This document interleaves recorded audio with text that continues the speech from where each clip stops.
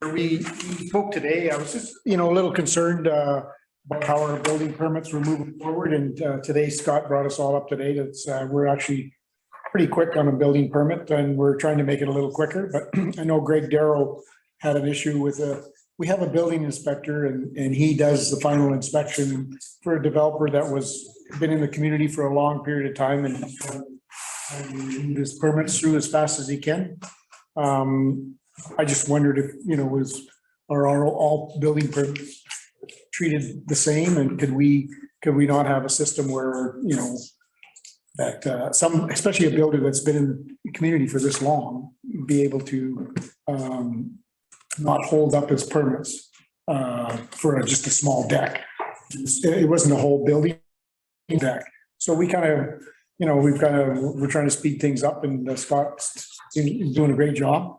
But I thought it should be, something that we should try to do for the developers that have actually been building in town. We either get a building inspector that can be there 6 days a week or 5 days a week, 5 days a week, and not hold up a project. So that's basically what I wanted to present tonight. And we kind of talked about it today, how quick our building permits don't take that much time. But when a situation comes where it's holding up transportation of a mobile home park or something like that, and I know Evan intervened and they got it done today, so they could move it today, so it was good. So that's what I had to bring up, and Jeff was chairing the meeting today, and he can add to it.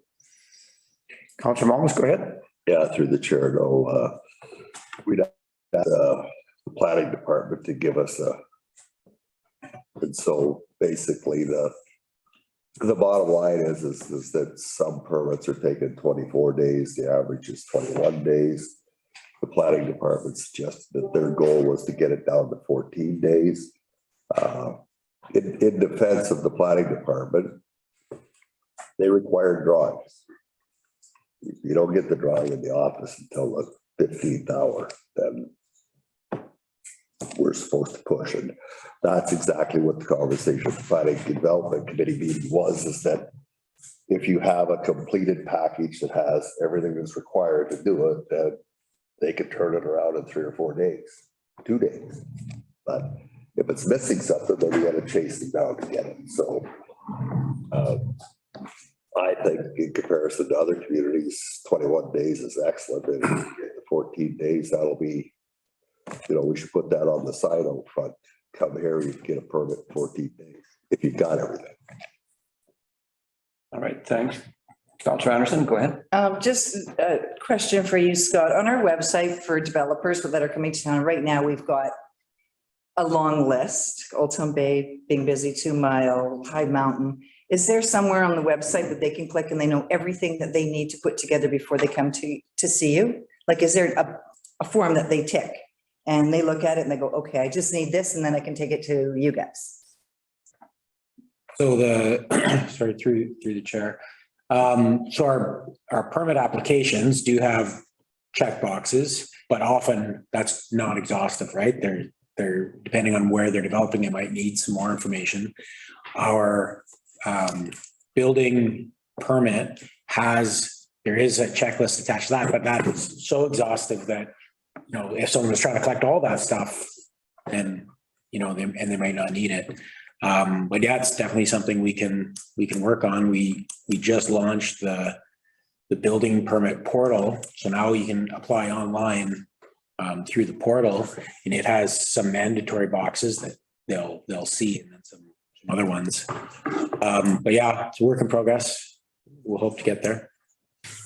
Go ahead, Councillor. Just when I was on listening to the meeting today, Sarah had made a comment that sometimes developers get halfway through a process and then they find out that there is one thing missing and back they go. So if we could make it more streamlined and simpler for them, that might be beneficial for you guys and for them to speed up the process.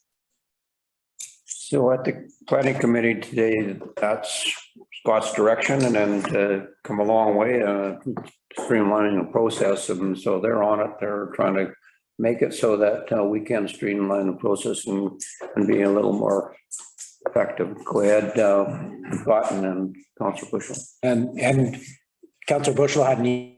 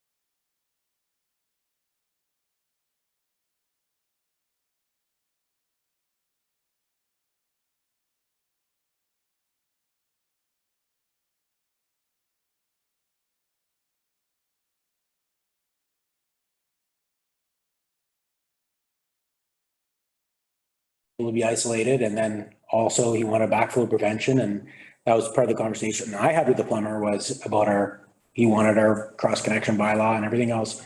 So in this particular case, yeah, they didn't get great service, but you know, the plumber, the next time he comes to town is gonna know exactly what Dale wants. When these guys build another deck, they're gonna know exactly what Dale wants, and hopefully it'll be better. And I still think hard ass is a compliment for a building inspector, but maybe not. All right, thanks. Councillor Bushel, go ahead. Yeah, through the chair. And it's all about making our service better for developers coming into the community. And we are making huge steps since, you know, the 7 years that I've been here. So it's really coming along well. And you know, to know that we're looking at another help department and all that. So it's working out really well. I just wanted, you know, I know we had a little bit of an issue with this one today or yesterday, but I think it's really coming together.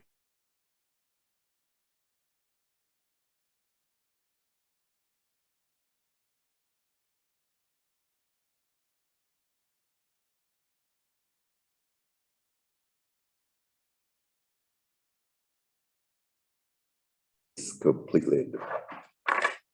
The building inspector is completely independent. Scott can't tell him what to do. Evan can't tell him what to do. You and I can't tell him what to do. He gets paid to make sure that it's built to whatever the design and the codes say it's supposed to be, with no interference from us. And most people don't realize that. They think that, like, Scott's the approving officer. He chooses to not sign off on something, there's not much we can do about it. He wants certain things, that's the way it has to be. So, and they're given that authority because that's the rule. And so when somebody complains that it's building inspector saying that, and this is what he's asking for. I know I used to be a welding inspector. Unless you were a welding engineer, you couldn't outvote me. So it's the same thing with a level 3 building inspector. When he says this is the way it's going to be, that's the way it has to be. So it's not council's or staff's job to interfere with the building inspector. All right, Evan, you had a comment? You had your hand up. I took it down. You did? Okay. Back. Do you agree with me? I agree with you. All right, okay. Thanks for that. Thanks, Scott.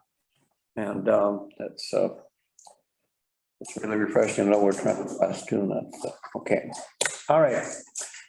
Building mobile home parks. Mr. Molmus, you wanted to comment on?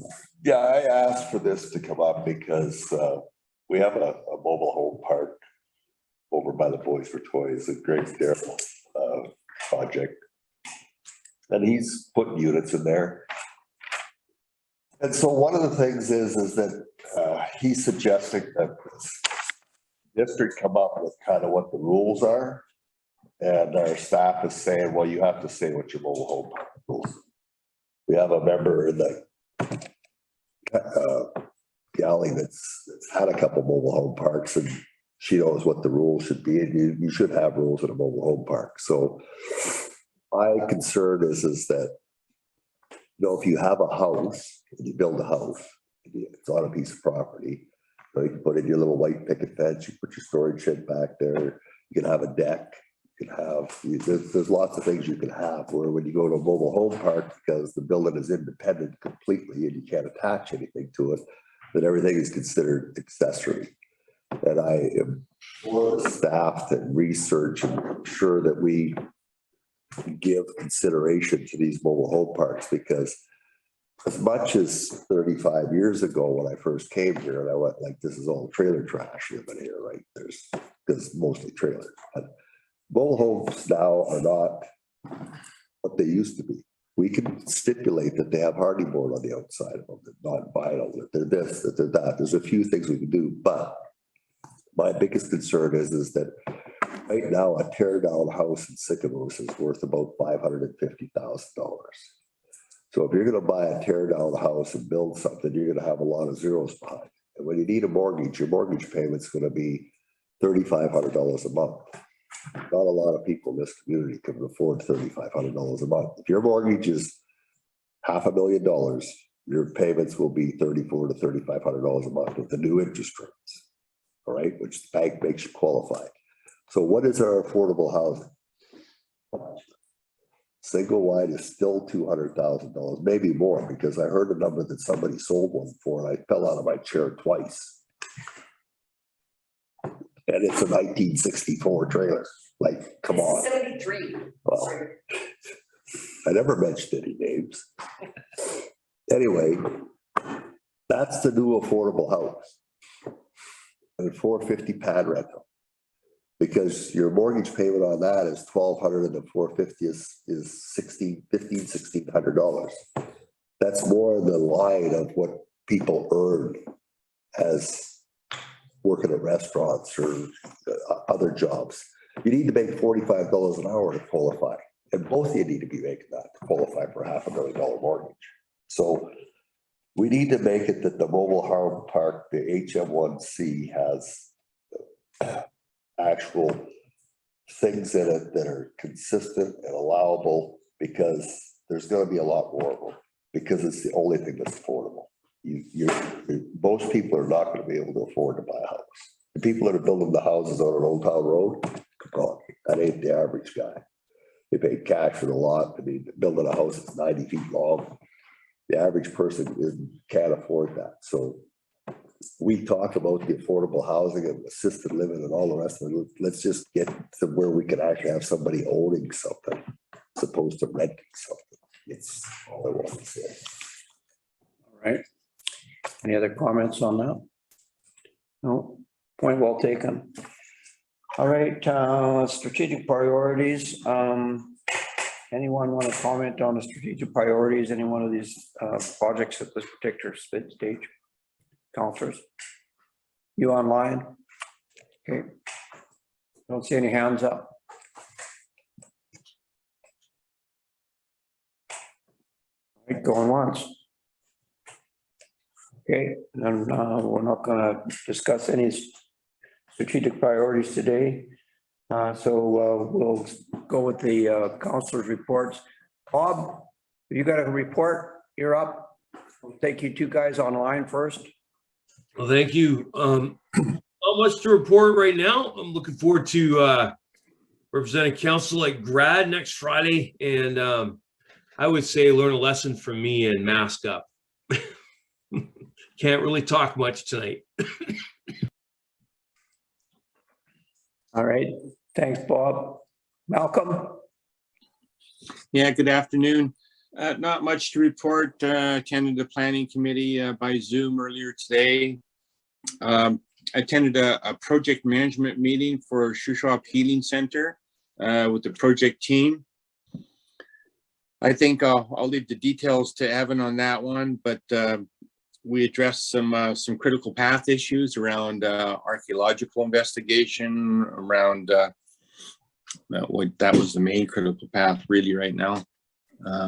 I think we come up with a solution. Again, maybe Evan might have a bit more to report on that. And yeah, I'm on about day 8 of COVID, or day 9. I think might have got COVID at going to that project management meeting. That's it. All right, thanks, Malcolm. Counselor Aries. Nothing to report. All right, Counselor Malmus. What we've just discussed here in the Planning and Development Committee meeting and the zoning bylaws. No, I've just been busy on the farm planting potatoes and carrots and beets. All right. Counselor Bushel. Through the chair, I haven't been too involved lately because I just got back from the US. I attended the search and rescue open house at TA Structures there last week, and that's where search and rescue are planning on building the boathouse and doing a whole bunch of upgrades on the waterfront. So yeah, that was really well attended. There was probably one of the largest group of attendance of different type of organizations, like, you know, the CSRD being there and Splatsine, and there's just a big group of different representatives from all walks of life. But yeah, it was pretty interesting. There was a lot of people there. I also chaired the Eagles AGM the other night. It was a short and sweet AGM. It's the first AGM they've had in person since COVID. So that was a couple of years hiatus. So that was a good one. And yeah, just taking lots of development calls. I've been out on the trails quite a bit through the nature park and through the beach park, and the trails are coming along really well, really good. Daryl, you did a great job on the beach park there, and this looks really good. It's unfortunate we had some vandalism. I think we need some cameras over there, which we've talked about. But yeah, it's looking really good. Yeah, good job. Thank you. Thank you. Counselor Anderson. I attended the planning committee meeting today, but I also attended the RCM SARS groundbreaking ceremony at TA last week as well. And it's been 10 years since SARS came to Sycamoose. So they've done amazing things in 10 years. There's such a benefit to our community. They're the only inland search and rescue marine, a Royal Canadian Marine boat. So they have a great group of volunteers that all the time are just a phone call away, and they're, you know, out of Sycamoose in 10 minutes and saving someone or helping someone. So it's great to see them starting with their boathouse, and hopefully they'll have a home in the near future. I'm meeting with Jason next week. We had talked about the curling club, and we're going to strategize and figure out how to do some funding for them. We've got a TAC committee meeting coming up on June the 7th, which is Tourism Advisory Committee. And then on the 8th, I've got a Shuswap Water Council meeting coming up. So got a busy week ahead. Thanks. Thanks, Colleen. All right, regards to the search and rescue group and the boathouse and the collaboration with Twin Anchors and SARS is absolutely phenomenal. And that organization has saved lives already on the waterfront, and Sycamoose in Spalatzen and First Nations language means the middle. And along with being in the middle, which is Sycamoose, comes a lot of responsibility. And for us to step up and have that boathouse built here by Twin Anchors is really an important project for us, and to support the boats on the channel, because all four arms of the channel can be easily served by the district of Sycamoose. So we've been able to collaborate and make that happen here in Sycamoose. Little concerned about what's happening on Little Shuswap when it comes to Quayout Lodge burning down. It was a fantastic establishment, and I hope that they can get that rebuilt as soon as possible. I know there will be challenge in order to do that, but somewhere along the line, I have reached out to their chief, and hopefully we can help and support them somewhere as they rebuild that. In regards to Silga, and one of the complications that come out of Silga was COVID, and Southern Interior Local Government Convention in Seminar created some of that, but it was well attended, and a lot came out of that as well. grads is coming up. Going to go and make a speech to the grads and hope that we can retain some of those grads. And that's why we're working on all of these different housing projects right now. Pickleball is coming back into town, and it's going to be, Deb, when is that starting up? I started, we've been going since Yeah, beginning of May.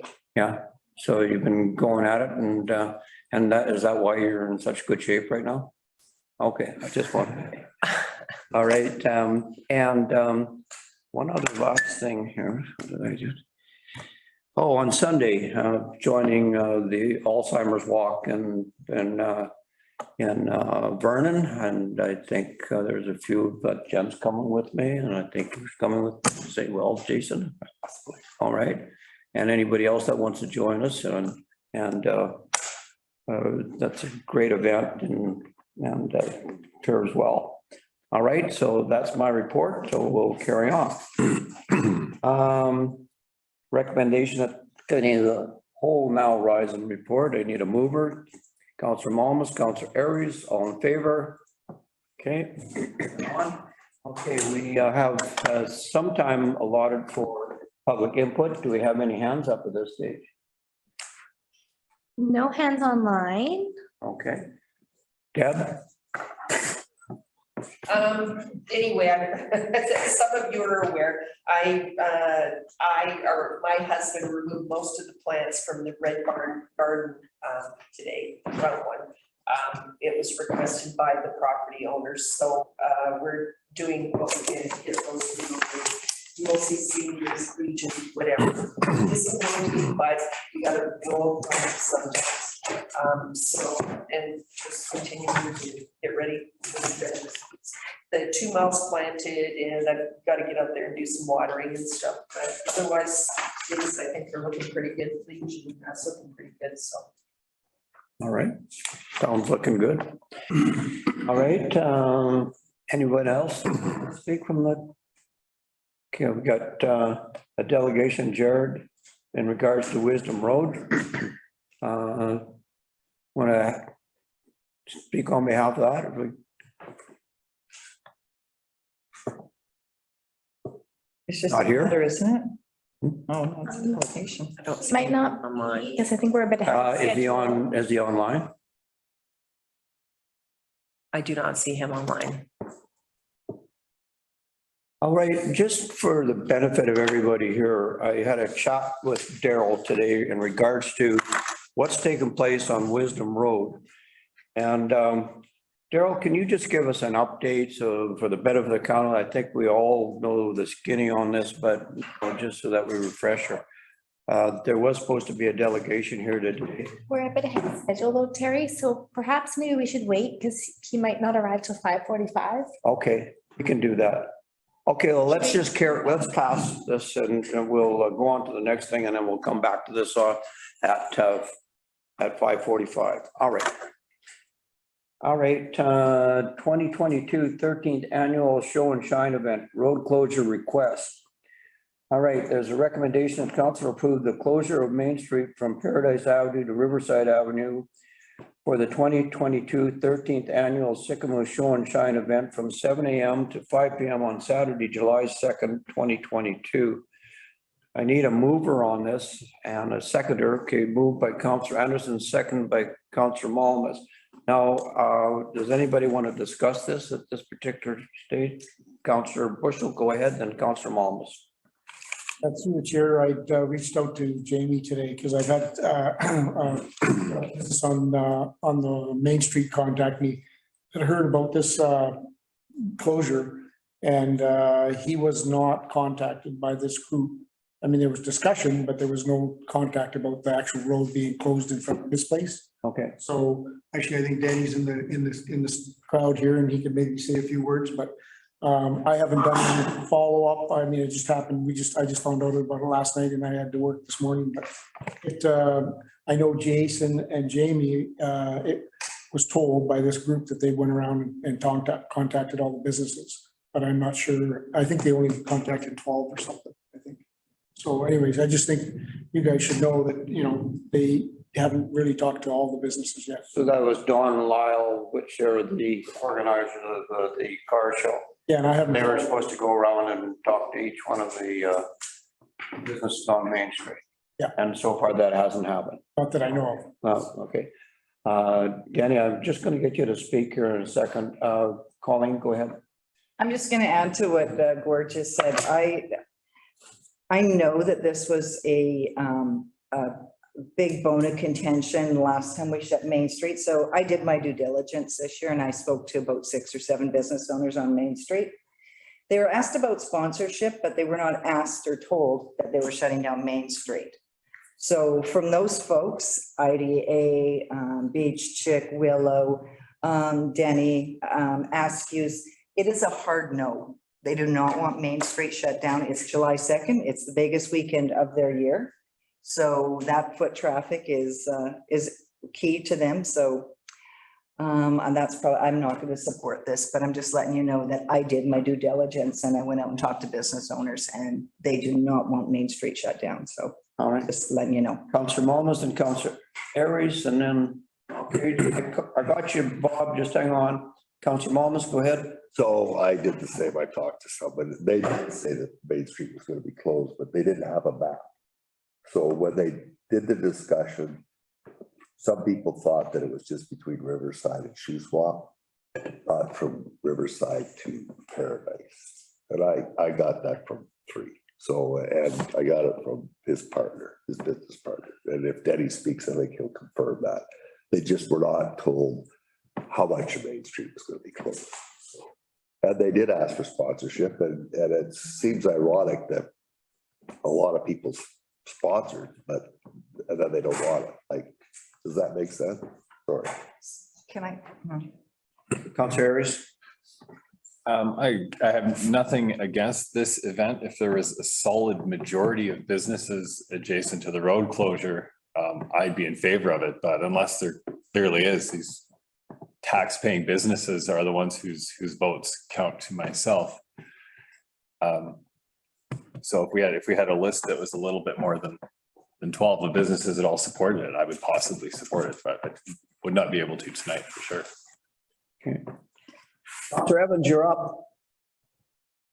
Thank you through the chair. I think that I would like to table this motion till the next meeting so we can make sure that we've done our due diligence, talked to enough businesses. It's not that I don't believe Councilor Anderson. I do. I think that we just need to make sure that we've really got a good sense from our businesses on whether they support it here. Because I think that where it used to be by the arena was just a great place for a car show too. So I would just like to table this motion to the next meeting if that's something that I can do. Okay, thanks, Bob. So question for you, Jason. Has there been an alternative location discussed with the car show organizations at this stage, and besides Main Street? Is there something else that we could do in order? I think the car show has been coming here for like, I think 15 or 16 years. I mean, it used to be at Finlayson Park. We've got an issue with the fields in Finlayson Park being onerous based on the conditions of the fields and whatnot. So, I mean, that might be an issue. So has there been an alternative discussed at this stage? Through the chair, yes, during the conversations with the group, both Finlayson Park and Beach Park were put up as suggestions. And for one reason or another, the group probably speak to the reasons better than I can, but they didn't want to go back to those locations. The Main Street was the ideal one. And they didn't feel like the other two would meet the criteria of what they were looking for. Okay. Danny, you got the floor. Yeah, the biggest thing for us is just being able to be, people can drive in. We have road access one way, that's it. We own a condo next door at Westview. No one was asked at that time, it was either if they get in and out. So they have no access. They can't leave their property from 7 in the morning till 5 p.m. We have 2 deliveries show up on Saturday. They can't bring our product into us. I've been to, so just the back history on it too, is we're huge supporters of the car show. Always have been. We donate to all 3 of my businesses. Just the problem that we have is access. Then the car show is down in Penticton, they keep the road open. It's on Lake Shore. Everyone parks in the front and they keep the road open. They pay for road people to kind of let people walk across, but the road still stays open. So it's kind of the best of both worlds, I think. I don't know if that's an option or not, but for us, for our access to be shut down, that weekend accounts for probably 5% of our business. And if we're even one day, if we're down and people can't park or they can't get into our business, it would definitely hurt us. Okay. Counselor Anderson and Counselor Bushel. Just a couple of points, Jeff. I don't think people want the car show. You said that they weren't interested. They don't want to support it. They are supporting it. They're supporting it big. Same with Askews. They're supporting it in a big way too. Talking to Askews, people park in their parking lot. So then people can't get in to get groceries because now these people are parked there. So it's big. It is a problem. And it's a big issue for, the Main Street businesses. So perhaps we can look at Finlayson again. Like, I don't want to table this because this has been brought to council a couple of times now. So I think we need to look, get them in a different direction or tie it up. Counselor Bushel. Yeah, I mean, everybody wants the car show. There's no question about it. Is Main Street the option? I know we get lambasted every time we close Main Street. And I know we're closing it for just a brief little time off season here for the biz after biz. But July long weekend is important for the businesses in the community. And I think I'd love to see it on Main Street. I'd love to see it closed, but it's not the right thing to do. In Kelowna, where there's hundreds of thousands of people, it can get by on the street. But in Sycamoose, the long weekend is like a prime time. And we just can't afford to close it, I think, on a long weekend. So I think we should make a decision to get it done with, and then at least let's look for another spot. Like, whether it be Riverside or I don't know where. Let's look for another spot and help work with this group and see if we can get the car show, whether it is at the beach park or Finlayson again, I don't know. Or even a different date. Like if we did this in June or September, it would be, I think all the businesses would be 100% on board. Dawn's here too. I just noticed Dawn's in the back. Dawn, come on in. Don't be afraid to come in. Yeah, Dawn's putting the car show on. The delegation. Yeah, so. This is a delegation. All right, okay. Dawn. All right, in regards to the road closure request, we're going to give you an opportunity to speak on it. Council's been having a conversation around this and whether or not they're going to endorse this or not. Your take. Give you an opportunity to speak on the car show and the reasons why you'd like Main Street and so forth. So the reason we like Main Street was 2 years ago we had 19 we had it here on Main Street. And we estimated around 1,300 people came down Main Street. Having it at the park or wherever else, the benefit for the businesses in town, it doesn't support them at all. We bring in food vendors and whatever else. When you had it on Main Street, all the businesses we talked to afterwards were overwhelmed with support like crazy. So that's why we want to have it on Main Street. okay, It's big enough to handle it. A lot of the places you go to, that's where they have it. It's down Main Street. It supports the businesses in town. all right. Yeah. Thank you. We have gone to some of the businesses already and talked to them. They're 100% behind it. I'm sure you guys got the list of that already. Jason was supposed to put that up to you guys. There are some of the businesses we did not go to and we told them we wouldn't go to. Because we went to them before and had Okay. Thanks, Don. Councilor Malmus. So unfortunately,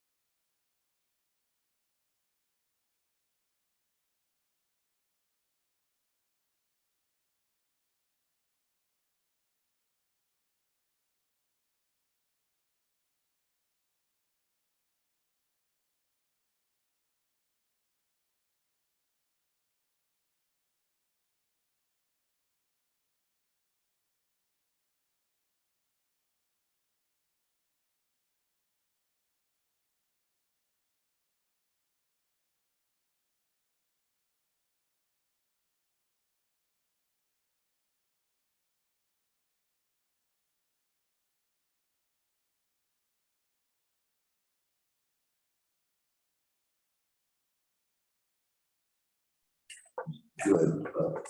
We have, can't you use the end and shoe swap? And Finlayson actually is not that good because it's a narrow road. You start parking off Finlayson, there's not a lot of space left over. So We were hoping to start parking cars at this end of Main Street, going that way to avoid anything happening towards the park down there, towards the green spot. We want to put more vehicles at this end of town than at the other end of town. But we haven't seen it, we haven't seen a show yet to know how enthused everybody is to go. They're just starting, like this weekend's, in 2 weeks, it's Revelstoke. I don't know if Enderby's even having one this year. I haven't seen anything on Enderby, and usually Enderby has it on the 1st. So which would be Friday, and I haven't seen anything. So some places aren't having any at all. But Kamloops, theirs, they close all of Main Street, plus they close side streets besides that. There's so many vehicles that come. So we're hoping to get at least 130 like we had last year or in 19 without using 200 Main. That takes up a lot of vehicles on Main Street. Gordon? Through the chair, Don, a lot of people are concerned like access, some businesses only have one entrance or some residents only have one entrance, like Crestview or Brothers. Yeah. Have you ever thought about Finlayson? Running it on Finlayson or maybe part of Riverside? Well, that moves it away from the businesses. And like Brothers is one of our main supporters behind this whole. I own Brothers. I know. We didn't know, we thought it was supposed to just be closed from Riverside to Shuswap. Oh, no. That's where your business partner told us. Yeah. That's why we're here. We're closing at the same distance as we did 2 years ago. Yes, that's why we're here, is because for our liquor store to not have road access, that would just kill us. We might as well close our truck. It would definitely help our problem, for sure. And we're all for that. We donate, like I said, 100% donated for it. But we have deliveries that day as well. And so if we have no access into our business, our liquor stores that's our money maker. That's our down. That weekend, we will go 5% of our sales. But if people can't park and pick up your liquor. So when you guys come, they never told us about the expansion. We didn't know. I didn't know until I was reading and sitting on my living room on Sunday afternoon looking at the Sigma's website that it was actually closed the whole way. And that's where it was closed all the way to Paradise last year. Or No, it was only. no, it was closed all the way down the end and had a dragster do a burn off last year. Oh, because that's not what. Yeah, That's it what was. the Sigma's. No, it was closed all the way. So one of the, we have a resolution here on the table. I'm just wondering whether or not we should just table it for now and maybe have a little bit more discussion on it and maybe bring this back to the next council meeting. I think that's what Bob was recommending. Councillor Malmus, what's your take on this? Because I'm going to have to call the question on this either, or we're going to have to table it, one or the other. Okay, Councillor Malmus. I suggest that we pass it with the condition that they satisfy the businesses that are concerned. And if that has to be moved to Finlayson, but we want the car show to happen, the businesses want the car show to happen. The closure of Main Street, how that works, it used to be shoe swap through to Riverside. And I don't know if you got support from some of those businesses down there. But it was a good point made that Queast is got apartments in it and they have no access for the day if the road's closed, and Brothers has no access. Askew's claims that the parking lot gets filled up with people going to the car show, so. Actually, we went and talked to Ron in person and he knew it was going right in front of us. He was the first guy to sign our list. We sat down with Rod for over half an hour. So Evan, go ahead.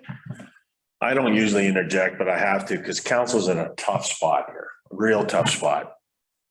Council wants to support this. They're sympathetic to the businesses. No one's disputing the car show. They're in a win-lose situation. The date, and we've got some businesses asking questions. I'm appealing to the businesses that haven't been clearly explained to on the route, et cetera, and the access issues to sit down with the car show people and see if we can work this out. This poor council is just in a terrible spot right now, Don. They got to make a decision. They want to support it, but they also are listening to the businesses who are saying, you basically shut down access for the whole day on the busiest weekend of the year. Can we find a compromise somehow, guys? Is there a different date? Like, we fully support it if it was like June, if it was September. Like I said, that's the busiest week of the year. I don't know. I'm just asking. Colleen, go ahead. I think that last council meeting, we instructed Jason to get, make sure that you guys had all the information that you needed to go solicit all the businesses on Main Street to get a yay or a nay. Most of the businesses that I talked to, I'm just going to say this again, we're quite aware of the sponsorship and do support you with the sponsorship. A lot of them today didn't get a phone call and a lot of them didn't know that Main Street was going to be closed. So I don't know how many times we want to bring this back when Jason's already done his due diligence and we asked him to, and it's been handed to you. And now we are voting on a resolution or voting on, I don't know where we're going with this, but the resolution's on the table. That's right, it is. Bob, go ahead. Thank you. Am I, through the chair, am I right in asking, according to Robert's Rules of Order, I put on the floor to table this motion, and if I'm correct, I think Councillor Anderson seconded my idea of tabling the motion. Is that correct? No, I didn't. Okay, all right. Thank you. I just think we should table this motion and do a little more research about where we could put it rather than defeating it, because I do want the car show. I just don't think that we can close Main Street to do it. Councillor Ayers, go ahead, and then Councillor Momus. Through the chair, if the proponent may speak to this, we have to focus on if we're going to change the date or if we're going to change the location, because it's becoming clear that we can't have roads closed on July long weekend. We're short on roads. We're short on parking that day. I'm interested to look at having it on the street on a different date or in a park on the same date, which would be a change that we should be talking about, is my question to you. Well, my volunteers take holidays because there is no volunteers in this town that are willing to help. I have people, like, I have relatives coming from Edmonton to come and help me. Lyle has relatives from Calgary coming to help us for that day. Other than Lyle and I and my wife and Lyle's wife, I have Ingrid that's helping us with the show and shine. So it's tough. It's really tough to get volunteers. So they're actually booking their holidays to come on that time. We also booked it with the Harrison Report, which is the calendar for all the show and shines and everything like that. And you book it a year in advance, more or less. The show has always been on the long weekend of July. It looks like we should be changing the location and not the date then, if I'm hearing you right.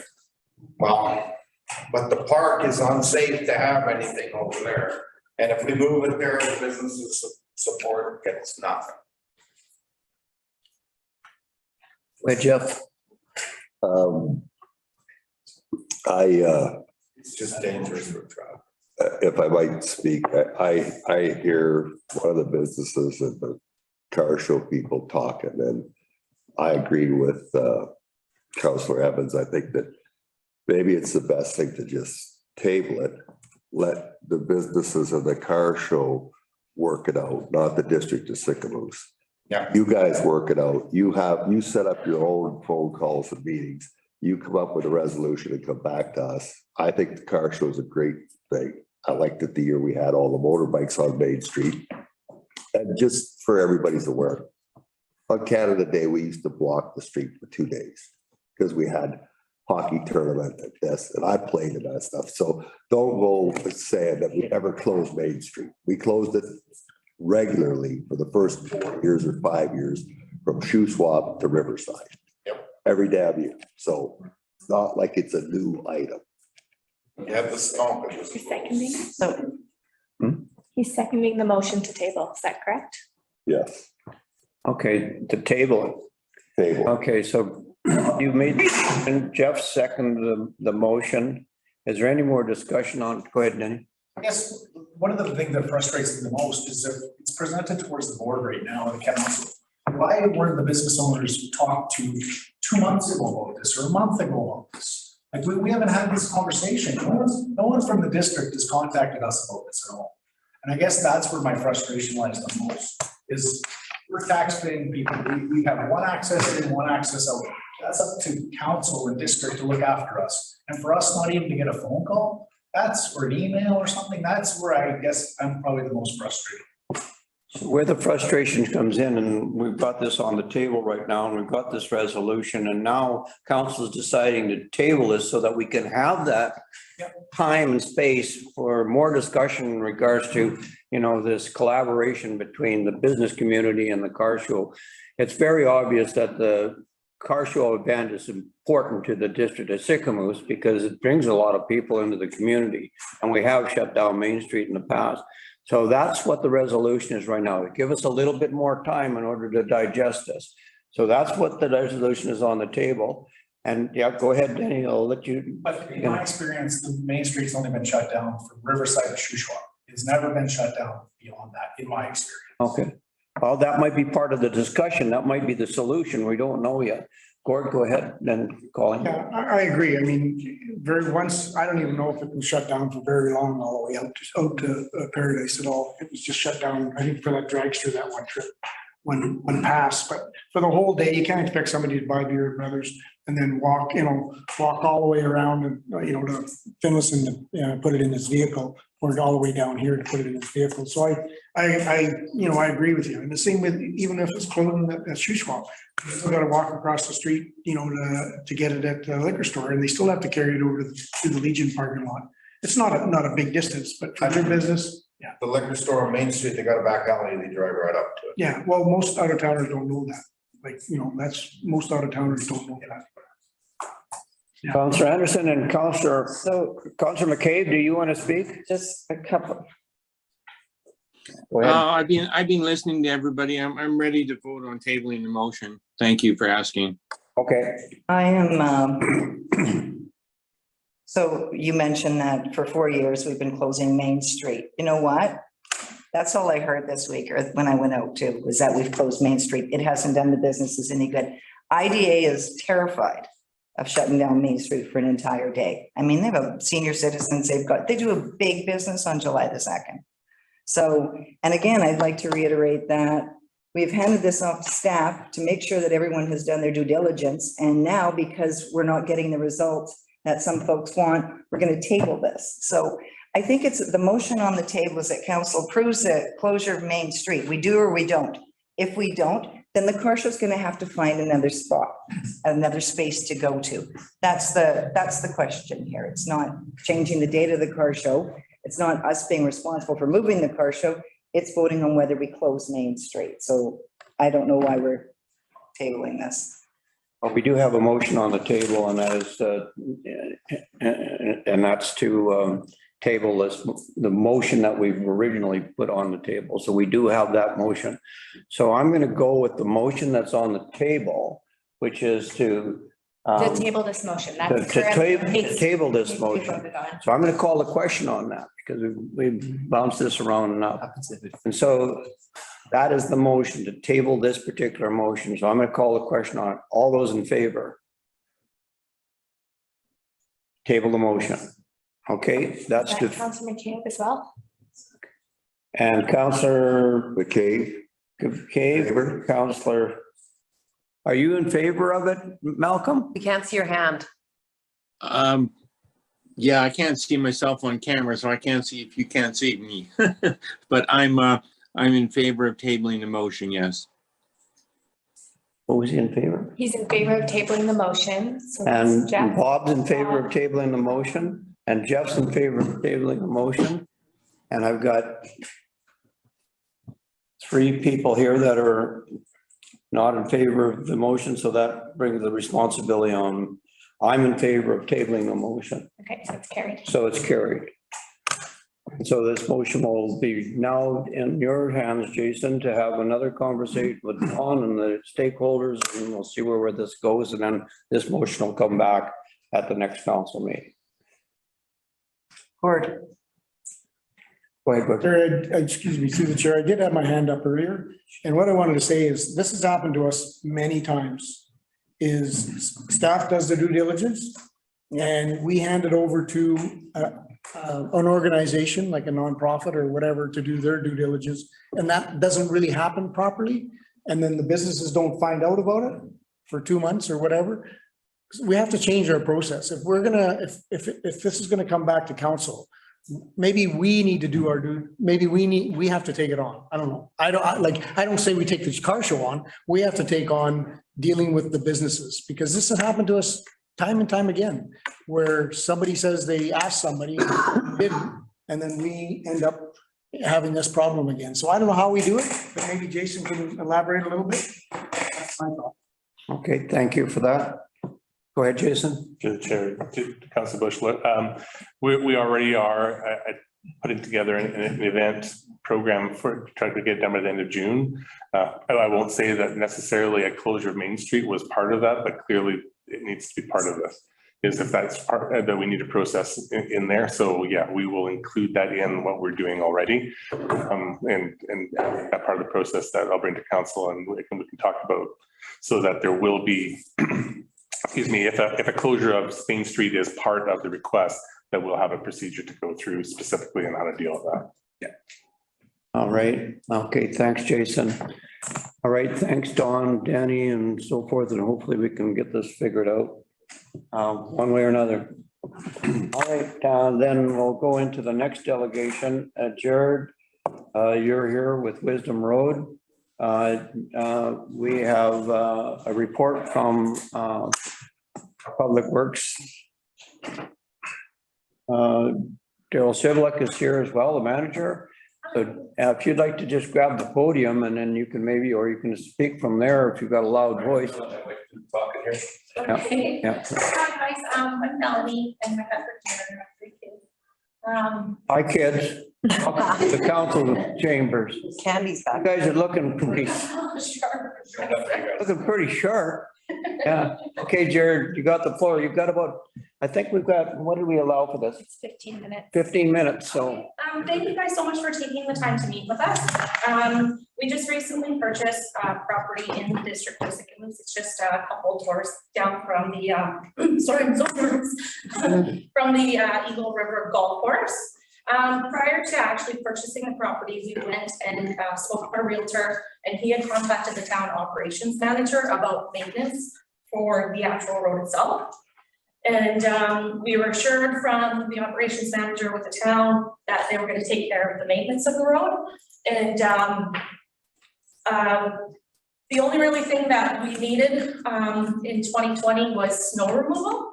And we actually did have, the town came out and did plow for all of 2020. And then 2021, we didn't receive anything. And then so I had called in and I had sent a few emails between the Ministry of Transportation and with the town.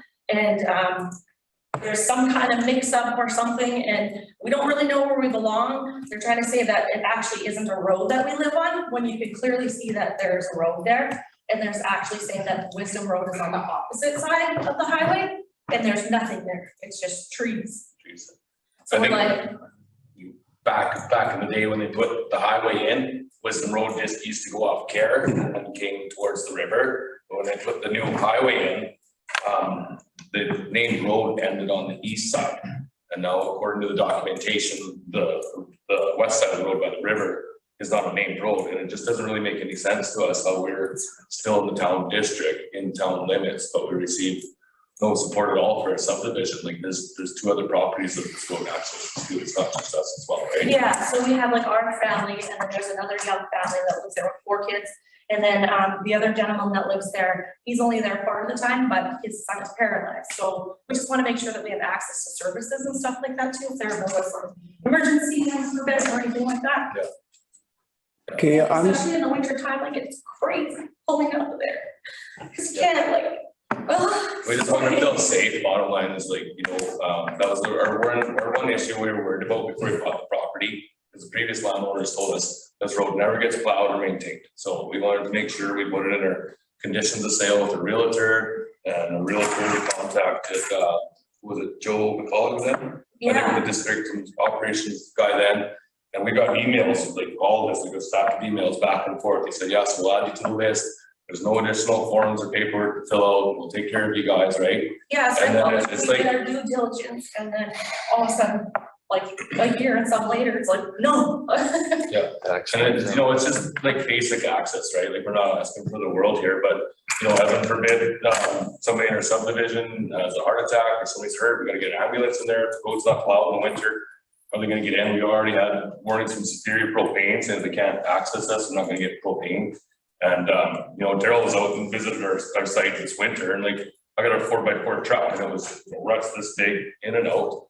And, in the summer, the road's all full of washboards, the approach is totally potholed. So when you're going out, you don't have very much line of sight when you're leaving our approach, right? So traffic flow is already at 100 kilometers an hour. I know we've tried to lower that already. But that's not even the issue right now. The issue is that there's washboard and potholes this big for the last 20 meters. You have to enter the highway doing 2 kilometers an hour and then literally accelerate as hard as you can. And like, it happens every day. I get some semi truck coming up and honking, give you the middle finger. Every week we just go get in an accident. Okay, so I'm gonna I talked to Daryl about this a little bit earlier today, and there's some complications around this, okay? And so Daryl, I'm gonna give you the floor and give council our side of the story, and where Ministry of Transportation is involved in this thing. And I mean, they've basically got they have a driveway that is deemed either a driveway or a road or whatever. So give us some clarity as to where we're going, and then maybe we got to put this back in your camp so that we can get this some sort of solution figured out here. So, okay, so we're going to let our operations manager give us a report as to what our side of this story is. Go ahead, Daryl. Okay, through the chair, I'll just give a little different perspective from how I became aware of Wisdom Road, which 6 months ago I'd never heard of. So Jared, Melanie, it's nice to meet you guys. I spoke to Jared on the phone.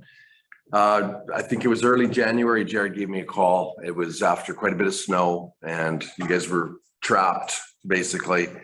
And I didn't want to get caught, in the bureaucracy and the red tape and leave them stranded. So yeah, we responded and we plowed it open. We broke a mirror doing it, but we opened their driveway that day. And then I did a little bit of a deep dive on Wisdom Road because I'd never heard of it before. And Wendy had dug up some stuff from 1964. Wisdom Road was registered as a road. And it does connect from the end of Kerr Road to the highway. So there's a little map, and I thought maybe the map's wrong. I went to the Ministry of Transportation. They had the same registration of Wisdom Road terminating at the highway. And I got a little bit of I guess we'll call it a tech memo from MOTI. And they basically summarized things by just saying that the access at 1754 Trans-Canada, which is that little side road there, is registered as a shared driveway. So they do have it registered in their system as a shared driveway. It's MOTI's road right of way. And it's, therefore it's not a municipal road. It's not built to that standard. It's built as a shared driveway. So, like I said, we cleared it. And I think I got back to you, Jared, with this email and just kind of summarized. You had some concerns about the speed on the highway. I think Peter Cocker was. Yeah, they're two almost separate issues. Sure. The speed and then Wisdom Road, right? Yeah. both MOTI issues though, and I don't know what else to say. I mean, it is within their road right away. If we were to say we want it, we would have to get MOTI's blessing on that. It would have to be built to their standard. I'm not sure where we go with that. It's registered as a shared driveway. There's many of them. They did say that accesses off the highway need to be registered, and they're missing that from the 3 residents on that road. So they are urging you guys to register as an exit off the highway. And with that, my understanding is AIM can be lined up to do some maintenance if the MOTI has you guys registered. I was reading through a lot of the stipulations there to be the registered road. There's a lot of criteria, you have a 2% slope for the first 6 meters from Crown Center and all these curbage and signage and stuff. And that road was never built to the problem with standards to begin with. So for us to sign that piece of paper to be totally reliable for any accident that happens on there or anything else, absolutely ridiculous, especially when we put it on the terms and conditions before buying the place. So through the chair, I guess I'm not suggesting you sign anything and take, responsibility for the road. It's a shared driveway and it's a permit from the highway department that you need. So with that, they can address it in terms of their maintenance crew. They go in and they do some shared situations like this. Councillor Malmus, you had a. Hands are kind of tied. Yeah, just basically what Daryl was talking about. First off, like when MOTI built the Trans-Canada Highway in 62, when they did that, the roads and the rest of it, the access, like I don't get how they get it to shared driveway when it has an address of Wisdom Road. But you have a street number, so, but that's government.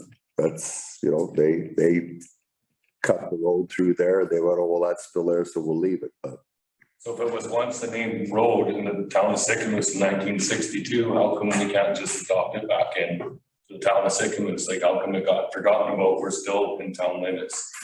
I have no idea. So, And then they went and built a passing lane right at the start of our intersection, which makes it even twice as unsafe.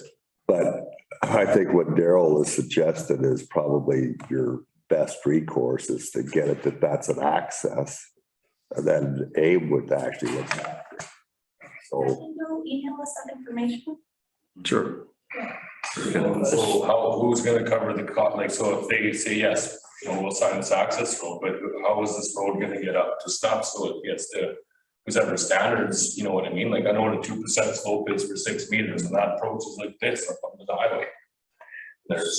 So I think the complication out of this whole thing, I think where we got to go with this, and we hear you and I can understand your challenges here, but Daryl, I think we're going to put this back in your court. Okay, do some research. Let's have a conversation with the Ministry of Transportation. Let's see what we can do with trying to get these challenges put behind us a little bit and maybe try to support these people. I'm not quite sure, but we're kind of caught in the middle with this thing, right? Because we can't make the decisions based on at this table with the challenges that you've got with that particular driveway, and that's what it's classified as. So we're going to put it back into our staff's hands, and we're going to see what we can do in order to get a resolution on this.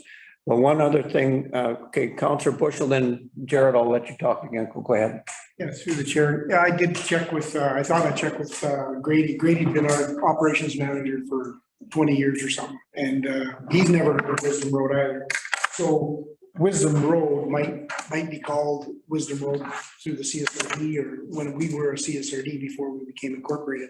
So we have other roads like Spa Machine Road that are outside the district that are called street names, but Grady had never heard it and he'd been here for 20 years and he'd never plowed it either. And I'm not sure where Joe come up with that, but he did. But yeah, no, we hear you, and it's got to be looked at, and maybe we can convince AIM to start maintaining it. Okay. It's on the outskirts. It's a safety issue is what it is, right? Yeah.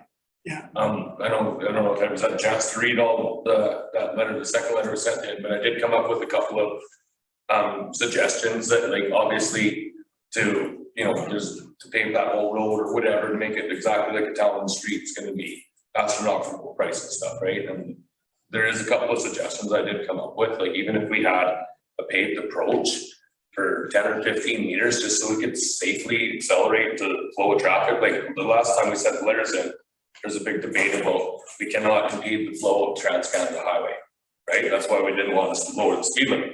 When I pull out on there, when that line of sight's clear, you should see those people slam on their damn brakes so they don't rear end us, their family. Both ways, right? So there's a couple of things that would make it a bit safer when we're accelerating out, even if we had, you know, 10 or 15 meters of asphalt there, we could safely accelerate out. Also, when we're standing there and looking, our line of sight is really obstructed by the trees and stuff there. I think that's another economical thing that I think would make us a lot safer. Like even if we're standing there looking to the north and to the south, there's quite a few trees that they're limbed off a bit. We could see that extra 200 meters down the road that might save us from getting rear-ended by an 18-wheeler one day. So Daryl, a question for you. Have you had anybody from Ministry of Transportation go out there and take a look at that particular situation? And have we been able to establish that? Like, I mean, so that they did a visual of this as to what our challenges are? Through the chair, my understanding is that Peter Cocker from MOTI was out there to look at the speed issues. I'll follow up. There's a couple of things we can lobby to do. Okay. Honestly, like, because we're talking about, because I remember that we watched the council when we sent the last letters in, and the main thing was we cannot impede the flow of traffic for Trans-Canada, right? That's why they didn't want us to lower the speed limit. That's why that got rejected. But even with the paved approach there, I don't even think I could accelerate my truck full throttle. And you can't tell me if the traffic from Revelstoke heading westward doesn't have to slow down for me when I leave out, because that's blind corner, doing 100 kilometers an hour. And then, you know what I mean? It's just going to help us accelerate that much easier. So Jared, just a question in regards to the challenges you got with that road. Have you actually been in contact with the Ministry of Transportation and what kind of results did you get from that conversation? The Peter Cocker guy showed up and he was really kind of arrogant and he kind of like rubbed me the wrong way. And he said, don't push too hard. Don't push too hard, you might not have access. Yeah, he pretty much threatened us that he would take our access road away. We pushed on it. Or we, you know, And take our he business actually away. went the same way that there was a lady and her daughter died like 200 meters from our house. Yeah. All right, okay. Gord, go ahead, and then we got to. Just one other thing, Jared, we, as the council, we've been trying to get that speed limit lowered for all the residents on Kerr Road. Are the same thing. They have the same problem.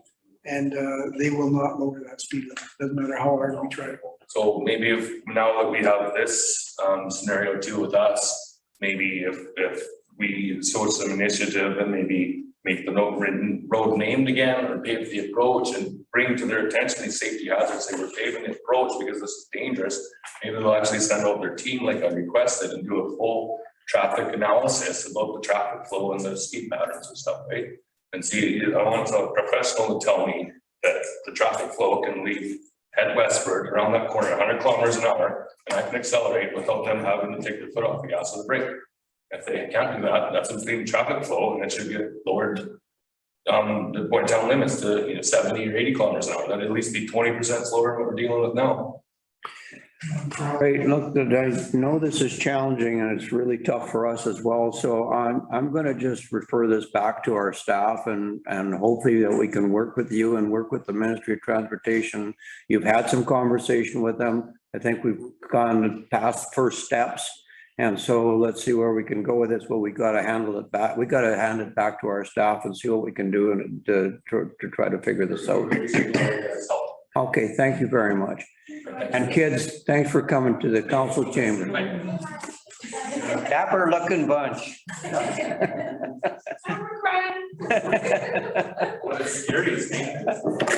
Hope your strawberries are growing well out there. They are.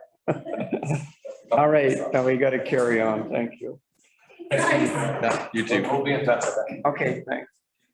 Okay, staff reports. Development permit 22-065 DP and development variance permit number 22-065 DVP. 1118 Riverside Avenue. Recommendation that the district of Sycamore authorize and issue development permit number 22065 DP for the property legally described as foreshore lease number 339995 adjacent to the upland property legally described as strata plan KS 2841 located at 1118 Riverside Avenue for upgrades to an existing marina and issue development variance permits number 22065 DVP to vary the minimum lot line setback and maximum lot area in support of the lease renewal. I need a mover on this. Councillor Malmus, I need a second. Councillor Anderson. Scott, you want to give us a report? I can. Thank you very much, Mr. Mayor. So this is an application for a development permit and a development permit for a marina upgrade for an existing marina, and I believe Keith is here. If you have any questions, I think he represents the Strata Corporation and is handling this for them. I do, thank you. So here it's located, you can see its location, 118 Riverside. So this is a photo that shows the existing marina and panel development area. And it's zoned S2, which is the shore zone.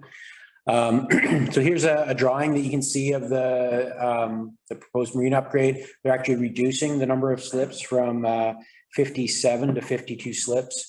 They need to move the marina out further. So it's when it at low water, ideally you want it to be 1.5 meters above above the I guess dry stream bed. And in this case, it'll just be 1 meter above, just because with the space they're working with, they can't get it actually that 1.5 meters. So then they pin the dock to the poles so it doesn't ground, and also replace the decking so it's flow through decking so the light can penetrate the decking. Those are requirements of Ministry of Environment. They're required to go through that Section 11 process. The application is supported by an engineering document saying it's going to be safe for the use intended, and then also the environmental impact assessment prepared by Michelle Hill. You can see a drawing or a photo, sorry, of that'd be a really good drawing. It's a photo. You can see how they need to replace the decking and then pin those decks to the house. This came to the Planning and Development Committee meeting 2 weeks ago, and they recommended council approval. We had no other objections, although the engineering department did recommend that they consider the flood protection plan with the upgrades. We did circulate this to adjacent property owners. We didn't hear anything back from any of the adjacent property owners. Again, this is an application. We've been seeing a lot of these as the stratas and other moorage operators need to renew their leases. They need to bring them up to the current provincial standard, and then you have to look at them with our zoning bylaws and make sure that they are requirements as well. So we're recommending approval. Okay. Comments or questions? Go ahead, Councillor McKay. Do you have a question or comment? Go ahead. Yes, thank you. Wasn't sure if you could see me there or not. I'm just curious, through the chair, maybe to Scott, how does this impact our goals for Malacon along the channel, a water walkway, or mitigating our flood control along the channel, specifically the walkway? They already have it Already there. there. I didn't catch it in the photo. So I just brought up the photo. The walkway is there, and so they'd have a ramp going down from the walkway to the dock. None of that changes. So That's not, is that public right now? I thought it stopped right at the Brothers Pub there, sort of thing. Can I, Terry? Go ahead. So Or not at Malcolm, Brothers Pub, I'm just sorry, Moose Mulligan's I meant, sorry. Just tag on, Councillor McKay. Councillor Anderson, go ahead. Malcolm, that starts at, it actually ends at the Narrows condos, but it goes right past Moose Mulligan. So it's connected in that way. So eventually it'll go from the Narrows across probably Blue Water's property. So, but it is there, the walkway is there and it is public. Okay, thank you. You're welcome. All right. Any other comments or questions on the resolution? Councillor Bushel? Yeah, just to let you know, it is on the drawing too.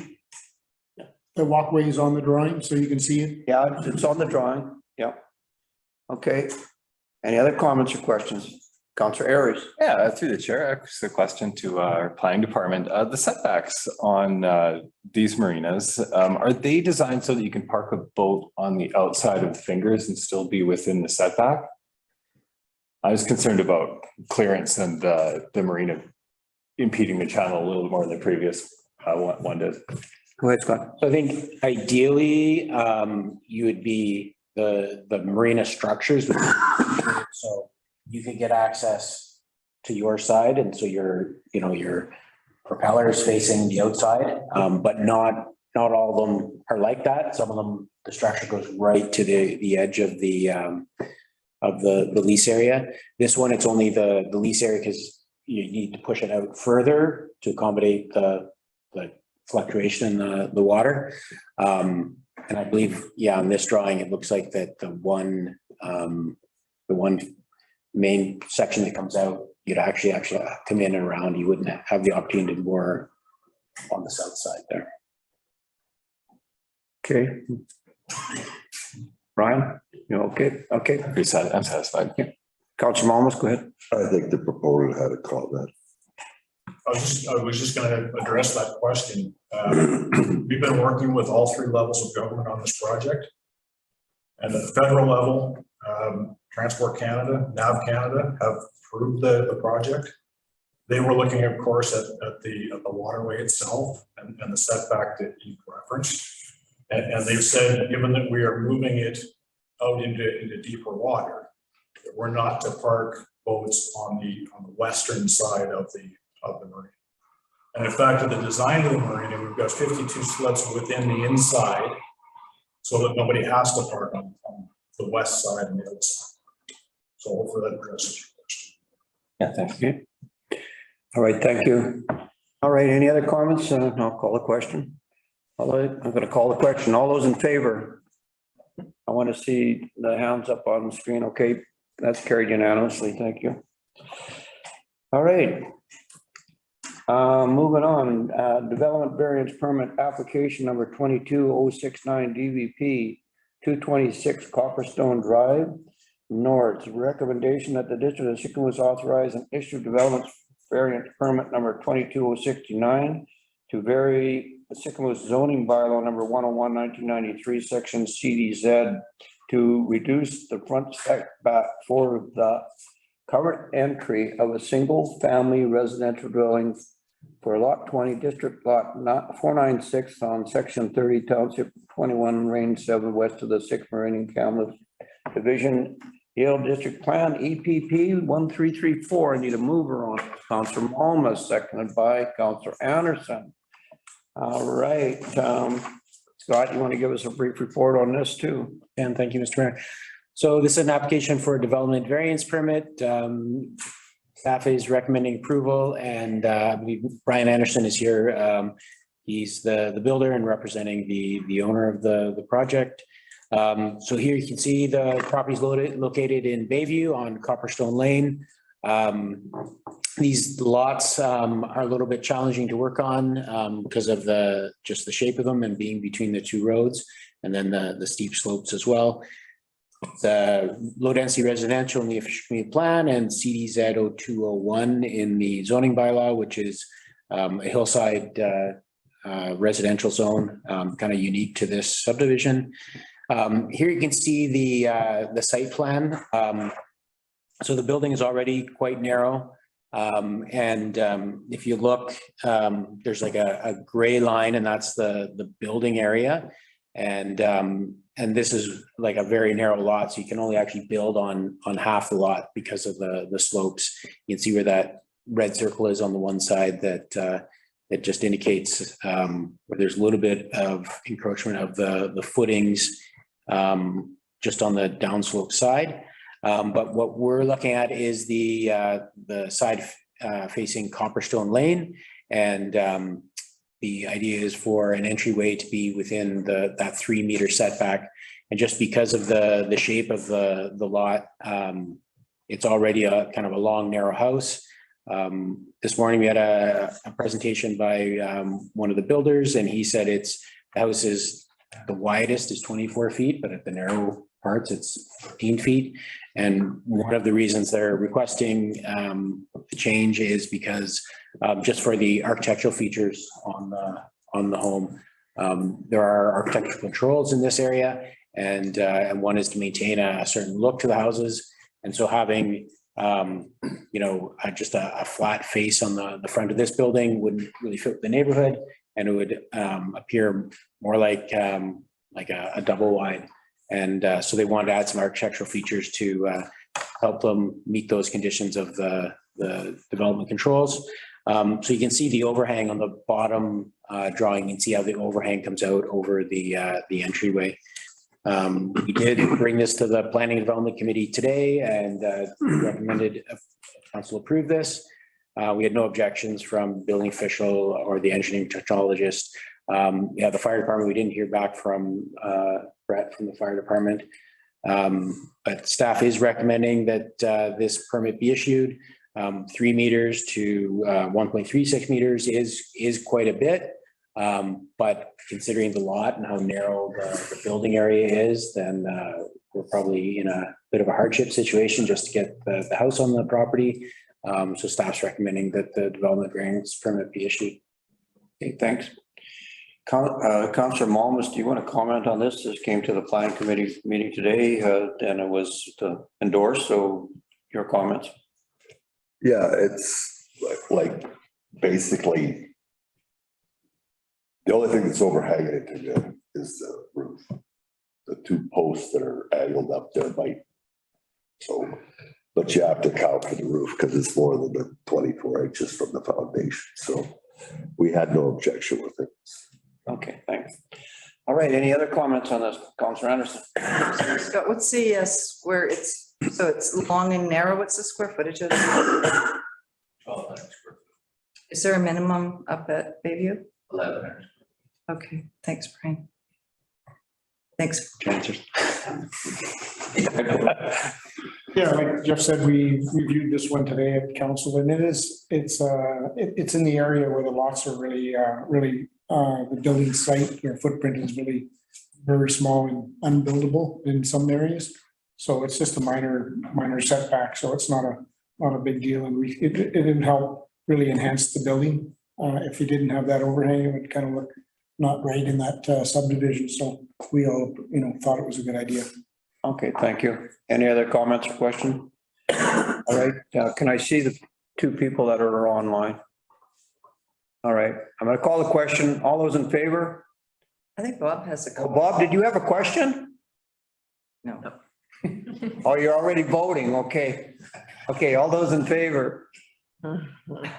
Carried unanimously. Thanks very much for that, Scott. All right, development variance permit number 22096 DVP, that's on Highway 97A. Recommendation that the District of Sycamoose authorize and issue the development variance permit number 22096 DVP for legal subdivision 13 of section 19, township 21, range 7 west of the 6th Meridian Kamloops Division.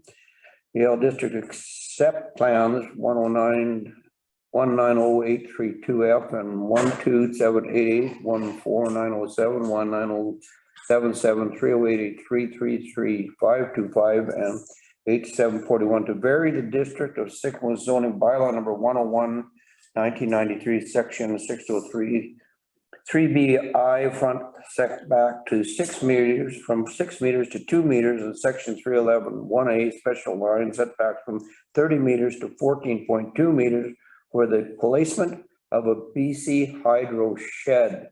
I need a mover on this. Councillor Malma, second by Councillor Ayers.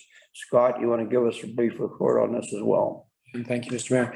So this is an application for a BC hydro shed, we're calling it. It's less than 10 square feet, so or less than 100 square feet.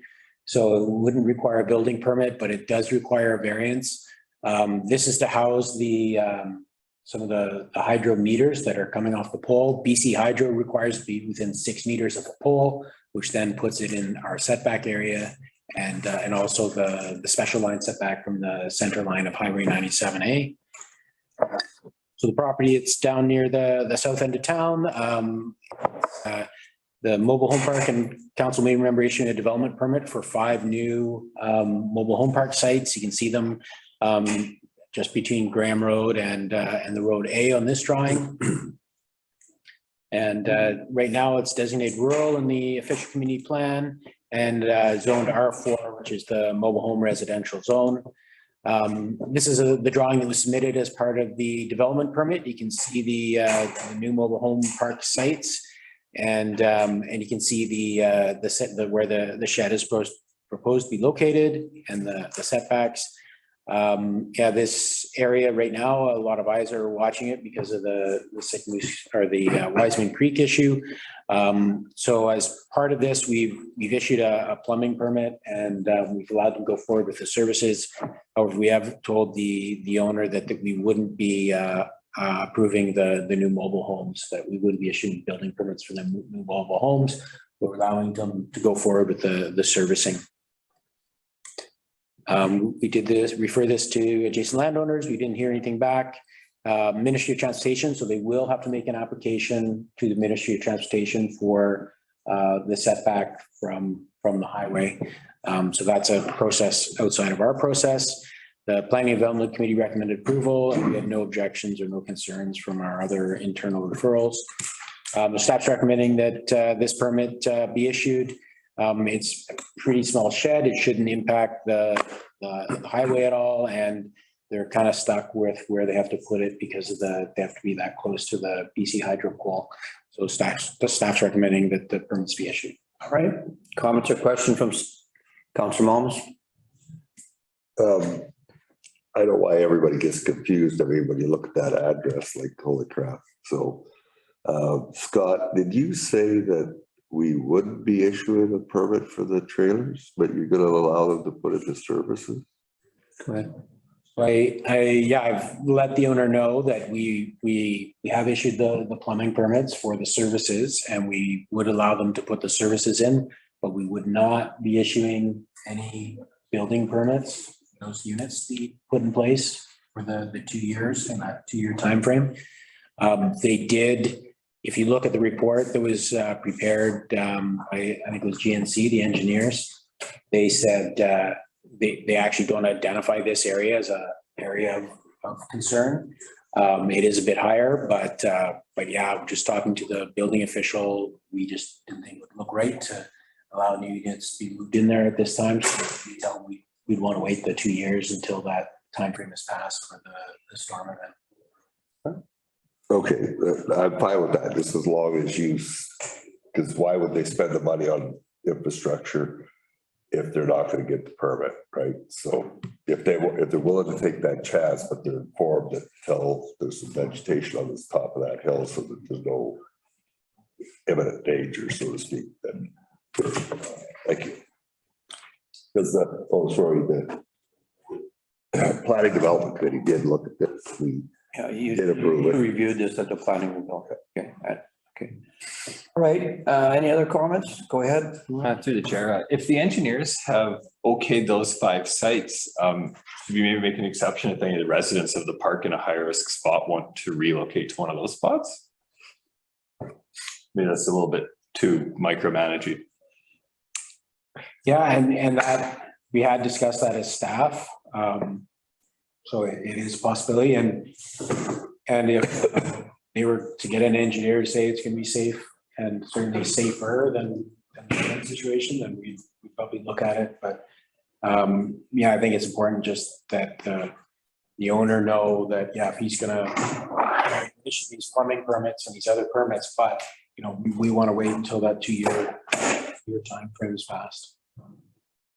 Okay. All right, I'm going to call the question. All those in favor? Unanimously.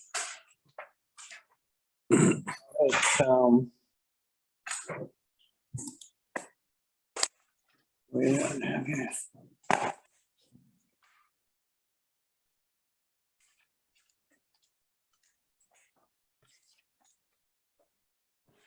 All right, municipal boundary extension study. You want to give us a report on where we're at with that? Yeah, so through the chair to council tonight, for council's discussion and direction is proceeding with the municipal boundary extension study. Perhaps I'll just do a quick refresher just because it has been a while, just kind of where we're at and how we got here. So in February 2021, we received a petition signed by 68 individuals made up of 39 households requesting that this Sycamoose explore a boundary extension to include the west side of the channel up to and including Hyde Mountain. At that time, council added municipal boundary extension as a strategic priority to continue pursuing, but also to perhaps consider the east side of the channel up to Swansea Point. So we issued a request for proposal for a study. There were no responses in fall, so we reissued the RFP in early 2022. We have received 2 responses that we can touch on in just a minute. Back up 20 plus years, 2003, I guess a little less than 20 years, 2003. A study was done at that time, and it was not recommended to proceed with an extension unless significant development occurred. It just wasn't feasible financially. So this is where we're at now. As council is aware, this is a decision of the province. It's not a decision of councils. And one of the first steps is completing a study that identifies who's in support, what's the benefit, what's the cost, and that from that study, a recommendation will be made of whether or not to proceed with the proposal to the province. We submit the proposal to the province following that study, and then they look at it, and then they look at all the stakeholder engagement, and they'll come back to us and they'll ask us to tweak it a bit, and they'll put their eyes on it. They do the review, and then it's finalized proposal. We then need to go get elector approval to proceed. If we have elector approval, then we go back to the province saying we've got everybody on team and we've got a finalized proposal, and then they will consider that finalized proposal. And if approval is issued, then we get a new letters patent and Sycamoose is bigger. So the 2 proposals that were received to do this study, there was 2, one was 55,000 or just under 55,000, one was 98,000. We've evaluated their proposals, not just based on cost, but also about ability and skill and references. And so if council wishes to proceed with conducting the study, we would recommend Lawson Engineering for 54,510 plus GST. I do have a resolution ready to go if council wants to proceed, but perhaps council wants to discuss whether they still wish to proceed with the study, knowing the timeline, knowing is that the need. And Daryl and Scott have also chimed in on this report and can touch on one, the operations and servicings required, and also how does this align with our OCP and our growth of Sycamoose. If council has any questions. Councilor Moms, go ahead. Sure. I thought when we talked about the boundary extension, we had a discussion on the idea that you could actually just take the Swansea Point. You don't have to take all the land mass between Swansea Point and, because when we incorporate or when we do Hyde or the other side of the channel, IR3 separates. There's no connectivity. So we don't have to necessarily take all the dirt from Wiseman Creek to Swansea Point. We take the so-called village of Swansea Point. According to what I've looked up, it does have to be continuous unless there's reserve. So if there's reserve, then you get to jump. But if it's not reserve land, then it has to be like, there has to be even a small sliver that's continuous. Go ahead. So if we're gonna do this study, it's gonna be parts, because I do think that if Swansea Point wants to join us and part of our mandate is water and sewer, that alone will make them becoming a part of the district cost prohibitive. Like, that would be a big bill to pay, because you're gonna have to put it in the lake, water and sewer. The study would identify that. The study would say, listen, Swansea Point's just not feasible under any circumstances, but maybe yes, it is appropriate to consider the west side of the channel. Yeah, that was just my question is will that be those costs be calculated when they do this. Maybe it's a recommendation that we exclude Swansea Point in this discussion, Councillor Bushel. Your thought. Yeah, through the chair, I've heard grumblings that Swansea's not interested anyway, so I know we have signatures for this side, lots of signatures for this side, and I think it's still doable. I don't know, Evan did have a conversation with the developer at Hyde, but the new developer, but I'm not sure if you can really elaborate on it or if it's in camera, I'm not sure, but if there's anything you could add, are they interested or not? Yeah, I can certainly share with you our day we spent together. They've got huge plans for Mara Hills. Ideally, they would love to hook up to municipal water and sewer. They don't want septic. They don't want to do well water. In a perfect world, they've got roads that they're planning to build on the golf course and rejigging some holes, like big plans, like a resort type. And they would support what they're familiar with in Alberta are service agreements for utilities. And they're supportive. And they said they would support an annexation for those purposes. Their main question is taxation. And again, that's what the study would vet out. Study would deal with that issue, but their concern would be, are we going to be paying 3 times the taxes, twice the taxes? But in terms of utilities, no developer of that magnitude wants to go with septic and water, right? Wells.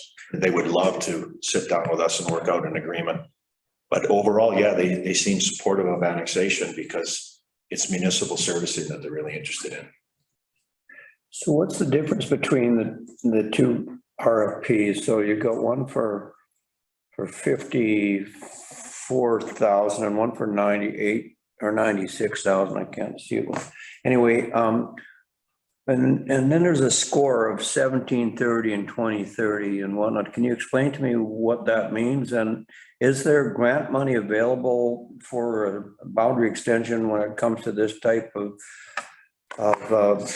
study? And who would be more beneficial? Would it be the one that is more expensive or whatever? So I need some clarity on this. Go ahead, Jen.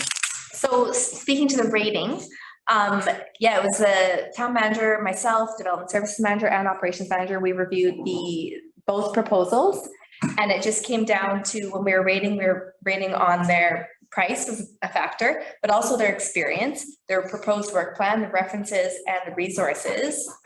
And so the second proposal there, that at almost twice the price, to be honest, didn't really offer that much more value or benefit for that price and what they were planning on doing. We also factored in references, right, as well, and that was a huge part of it too.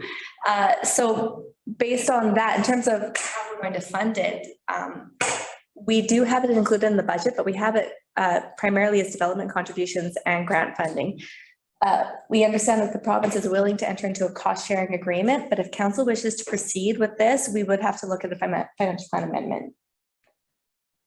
And I'll just follow up on that. So we do have a contact at the province. They're not accepting applications, but they're knowing that we're doing this. They wanted to see a proposal from us with a cost before they would commit to how much they would match us or contribute to us. So I'm really not sure in terms of whether they'll pay 50%, 80%, 70%, and where that other piece is coming from. So we can cross that bridge when we have some more information.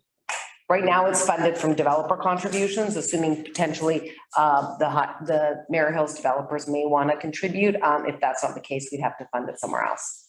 Okay, Councillor Bushel and Councillor Mullins. Yeah, through the chair, I support the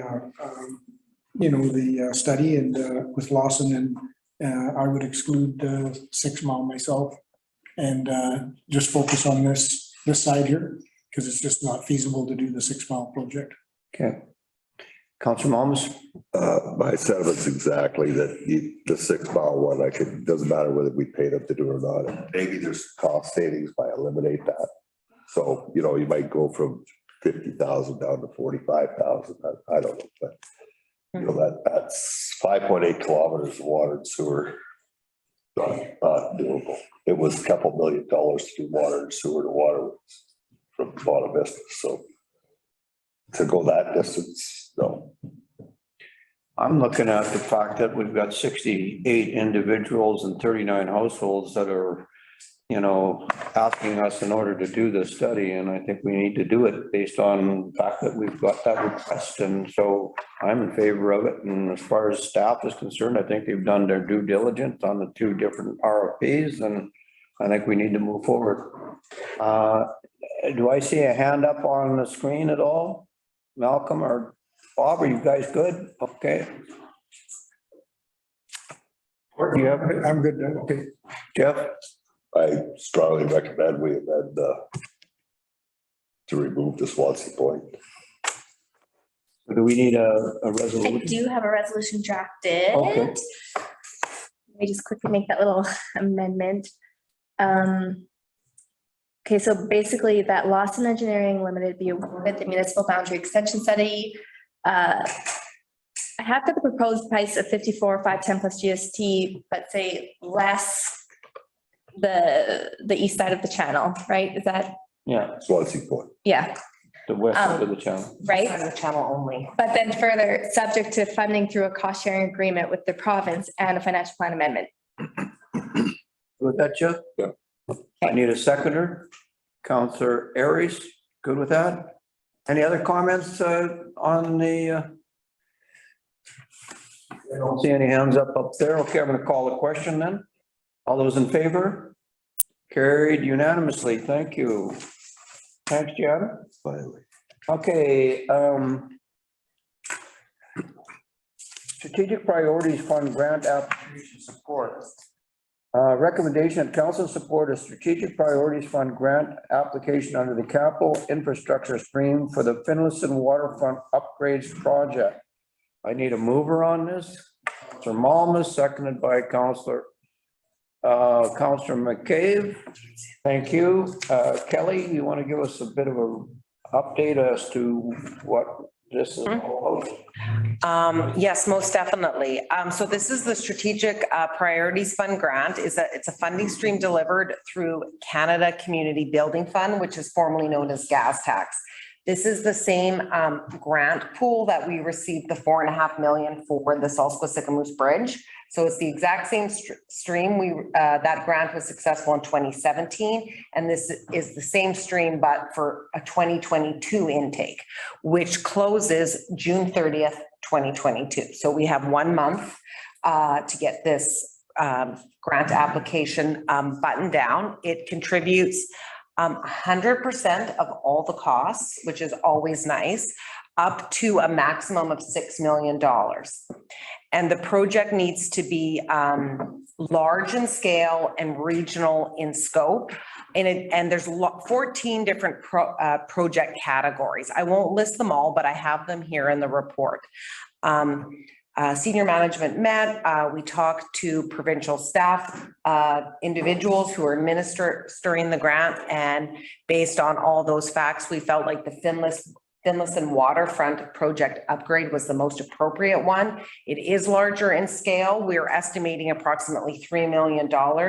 Our engineering team is working to get some more fine-tuned cost estimates. We'd love a Class C cost estimate to go on there. Once this resolution is approved, we're going to reach out for lots of letters of support.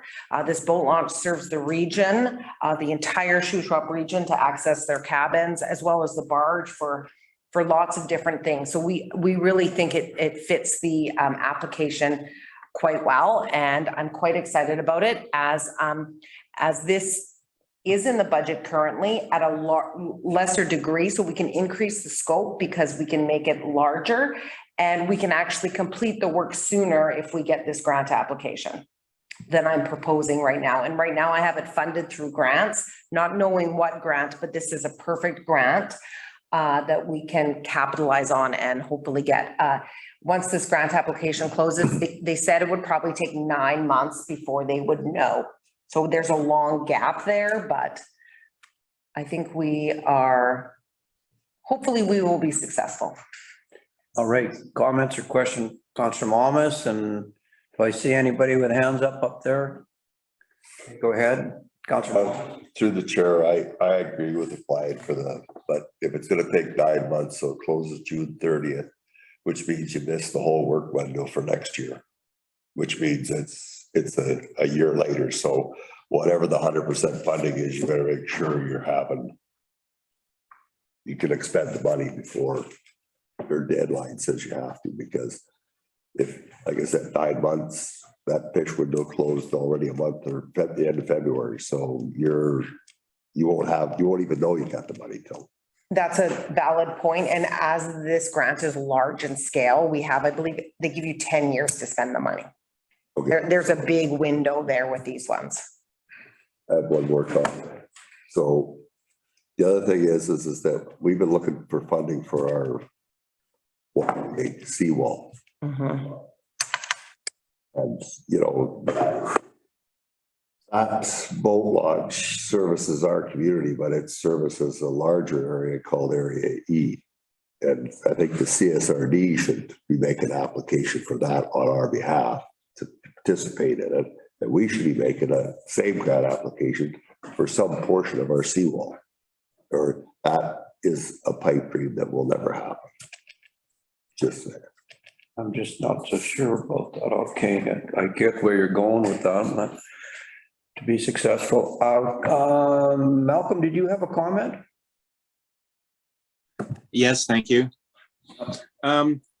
Because there's $6 million in the kitty and 100% funding, I was wondering, would it complicate things, I guess through the chair to Kelly or Evan, if we incorporated, and we're only looking at 2 to 3 million for Finlayson, why don't we throw Capel in there also? Because we already have, it's in our 5-year budget, and that we could fast track Capel at the same time, and maybe that might only be maybe $1.5 million or 2 million for Capel. What would that muddy the waters too much? Pardon the expression there.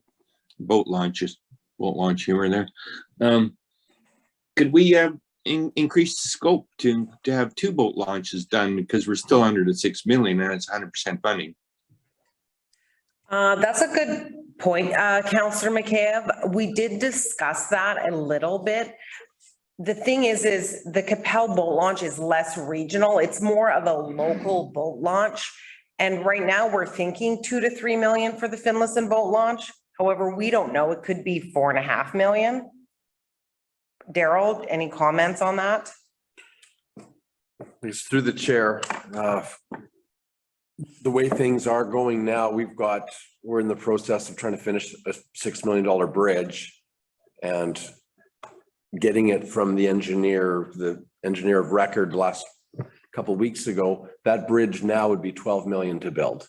So the costs are just changing overnight. I suspect if we're looking at 3 million, it could easily be 5, just the way things are going. I guess I'd be a little leery of risking a grant by spreading it too thin. That's your almost.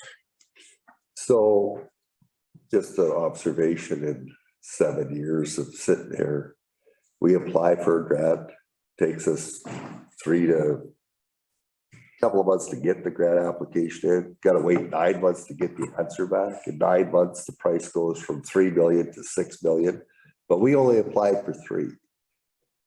How in God's name are we ever going to get it that it's not dipping into the back pocket when it's 100% funded grant?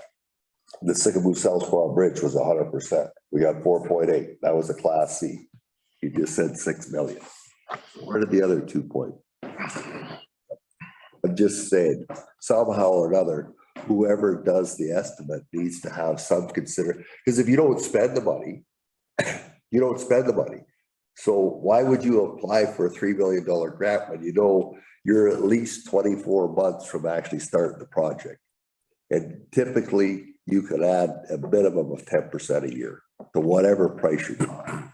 So if we're gonna do this, you might as well, if you're gonna apply for the $6 million, you might as well say the thing is worth $8 million. And if you only spend $4.5 million, you don't get the other 8.3. But to always end up that it's a scramble to Kelly adjust their financial page and us vote on an amendment to it so we could pay for something that we started after we've already go. And then the big thing is well, we don't want to give the grant money back, so we might as well throw in another million of our own. So please ensure when you do the application that you actually get the money over and above, like at least 20% more than what they figure it's worth today. Well, I think that point's well taken. Right? Marion, just sorry. Gord, go ahead. Yeah, through the chair. Good point there, Jeff. You know, I agree with Malcolm. It'd be nice to put two in. I mean, we got a small window for this application. We only have a month to get it in.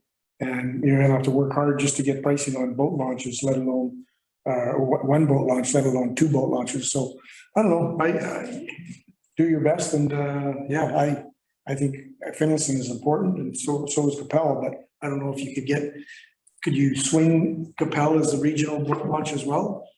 I mean, a lot of people, you know, stay at Three Boys and they use Capel to go up the lake in their cabins too. So they're kind of, it's not just Old Town Bay and Finlayson that use, the regional district uses. They also use Capel too. Because I know my brother has a lot of rich customers that have cabins up the lake and they use Capel all the time. Councillor Anderson. I disagree. I think we need to keep our eye on the ball there. I think Capel isn't as regional as the boat launch on Finlayson Street. And I would hate to run the risk of muddying the waters because we're trying to overstretch something that we can actually have a grant for, and now we're going to throw something in extra. Do you know what I mean? I just think Finlayson is very much used by, you know, as a not totally non-commercial, but Capel does have a lot of commercial stuff going down it because there's lots of marinas right there. But I just think Finlayson is where we should focus, and maybe there'll be some money left. We can take the money from one and move to the other, right? Just my thoughts. So in the resolution, okay, we support the Strategic Priorities Fund grant application stream for the Finlayson Waterfront Upgrades Project. Okay, so that's pretty clear within the resolution as to where Kelly's direction is going with this. And that resolution is on the table right now. So we're kind of going into a few different directions here. Kelly, you want to comment on that at all? Okay, Evan. Yeah, I just want to add that, you know, we have good people in Victoria that we rely on in their judgment. And we've been very successful in previous grants because we ask pointed question to our friends in Victoria that work for the province and administer these programs. And what Kelly's saying is this regional and scope is important. And that's what Finlayson Boat Launch does, is it reaches out to a large region and it's a large scale project. We'll simply ask our person in Victoria about the Capel option. I think I know what the answer will be. The other challenge we have is we have been a recipient of that fund, albeit 5 years ago. And there's always that sweet spot, which each municipality is allowed to apply for. Yes, the maximum is 6 million, but not every community gets 6 million. This Strategic Priorities Fund is a highly sought after grant because it's 100%. So we'll ask our contacts about the Capel option. I do believe he will say, keep it to one, but we will ask. Okay, all right. All right, you guys up on the screen, you got any more comments or questions? Are you good? I'll call the question. Okay, I'm going to call the question on the resolutions. All those in favor? Malcolm? Raise your other hand. Okay. Carried. All right, thanks, Kelly. Right, good neighbor amending bylaw number 1019-2022 adoption. There's a recommendation of the district was good neighbor amending bylaw number 2019 or 1019-2022 be adopted as presented this 25th day of May 2022. I need a mover on this. Okay, we've got Bob moving that. I need a seconder, Gord. Okay, any comments or questions on this? It's endorsing it.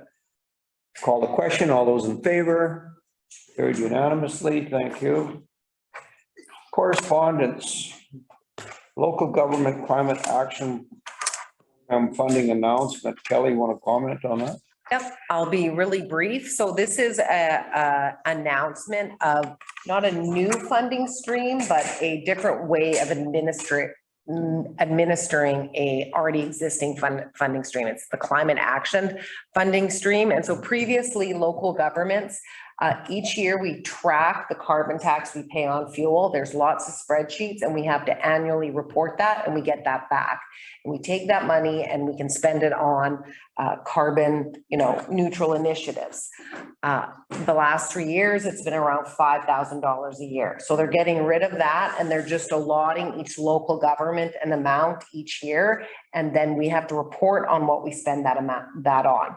So our amount for Sycamoose is $61,000. So and $82. So when we get that money, I am not sure yet. They have not disclosed that. We've just received a letter saying we will be getting 61,000 towards the climate initiative. So this is just for information. And when we get those funds, then we can determine where we want to allocate those. How much? 61,000. All right. Yeah. 61,000. Okay, I see. All right. All right, go ahead, Councilor Malmus. Through the chair, please don't let Councilor McCabe get that for level 3. Councilor McCabe, you got a comment? Yeah, I'm going for a level 2. That way the public stays in town while it's getting charged. It takes longer to charge than it can stop it. All right. It's always good that Councilor Malmus charges your buttons. All right. Correspondence for discussion, sealing the loft, 200 Main Street. Evan, you wanted to comment on this?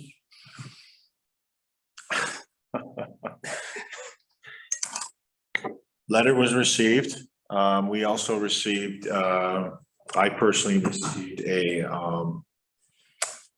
email from a group of concerned citizens regarding 200 Main.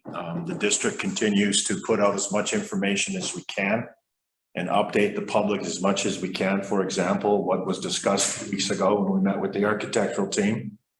We'll be responding to both the email and this letter, and we'll continue to educate and let the public know exactly the reasons behind this initiative on 200 Main.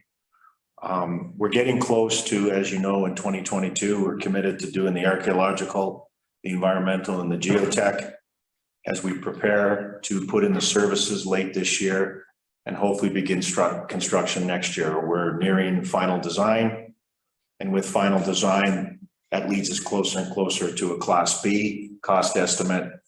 And I've made the public very aware that our challenge, and Councillor Malmus talked about it just earlier, is post-COVID, the world has changed with supply chain issues and inflation and trying to complete projects with a specified budget. And the challenge now is to build this complex without taking away the overall integrity of the healing component and the primary care component and the community space component, and basically aligning it with our budget, which is why we've asked the team, our consulting team, to perform a value engineering exercise, which basically maintains the integrity of the design of the building and aligns it with the monies available.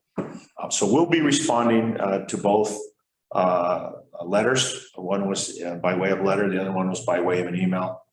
And again, addressing the challenges that we face, but repeating what we talked about in November of 2021 when we held our open house.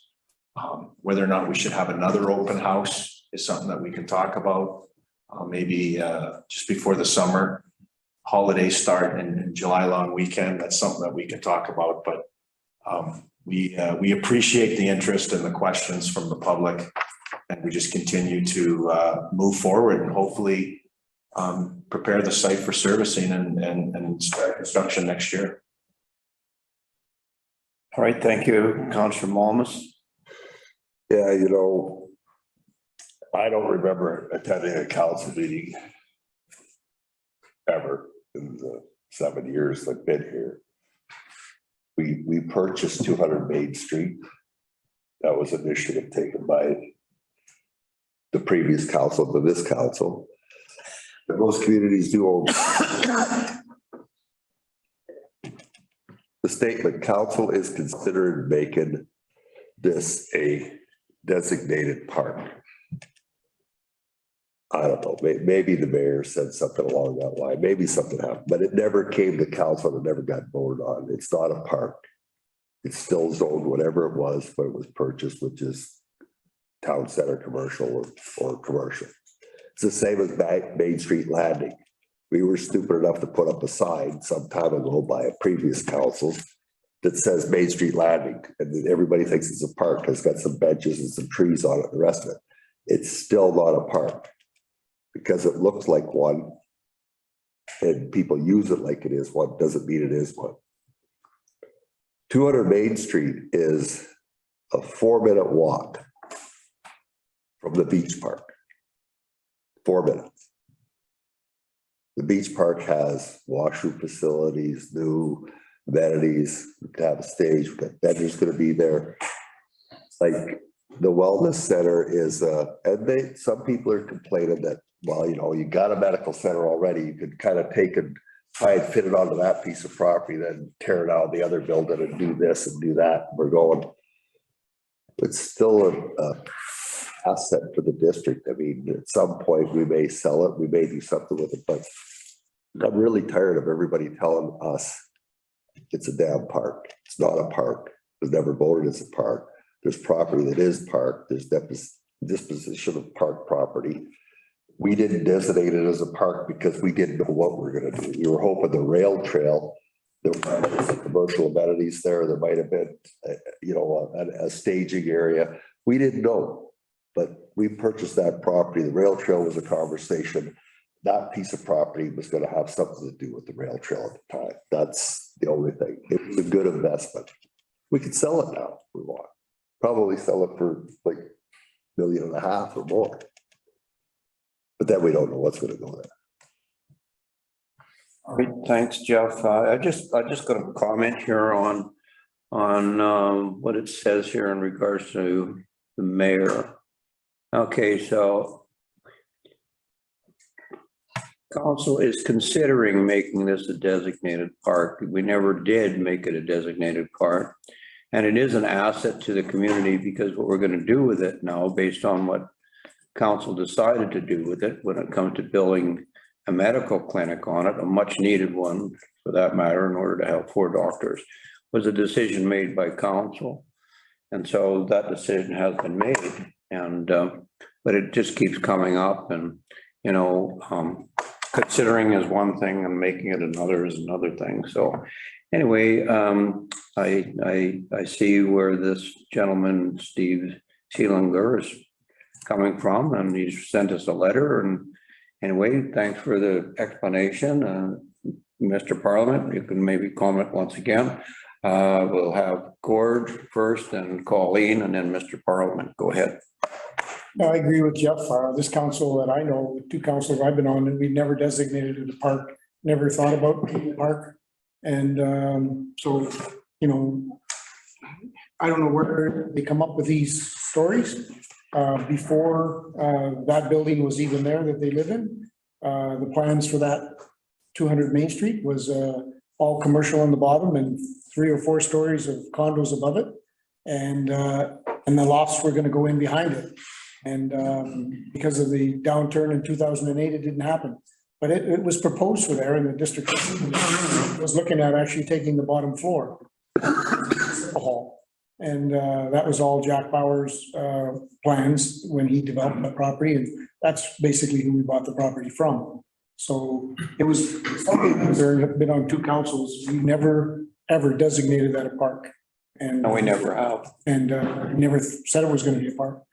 And we bought it for an investment, and that's what we're continuing to move forward with. All right. Councilor Anderson. I still don't think that they understand what this facility is. Like, he makes a comment here. I don't understand why this type of development anywhere near town core or would have a negative impact. It's our medical center. We're taking our medical center and moving it to Main Street to house more doctors. We will have spaces for specialists to come in occasionally and work with the residents of Sycamore if they need special attention or special care. It's not an overnight facility. There's no, it's not open 24 hours a day. It's the medical clinic, and we are in partnership with Scene. So I still don't think they understand the value or what this facility is for. And I also want to add, yeah, we used to use 200 Main for events, which was a good space while we were deciding what to do. And we now have the new beach park. So that's been brought up, but I don't know if anyone remembers when we started doing events there, we had to put in a berm and trees to block the lofts from that piece of property because they didn't want events there. So if there's still going to be a lot of green space there, there's still going to be a lot of trees. It's going to be a lovely piece of property and a single story building. Gord just finished saying that it was going to be 3 stories. It's a single story building with some trees and sitting space. I don't think they understand.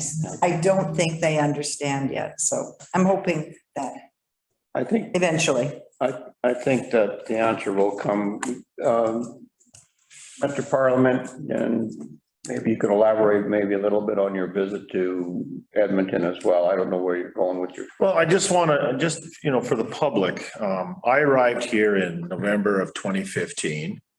The previous council to this was elected in the fall of 2014.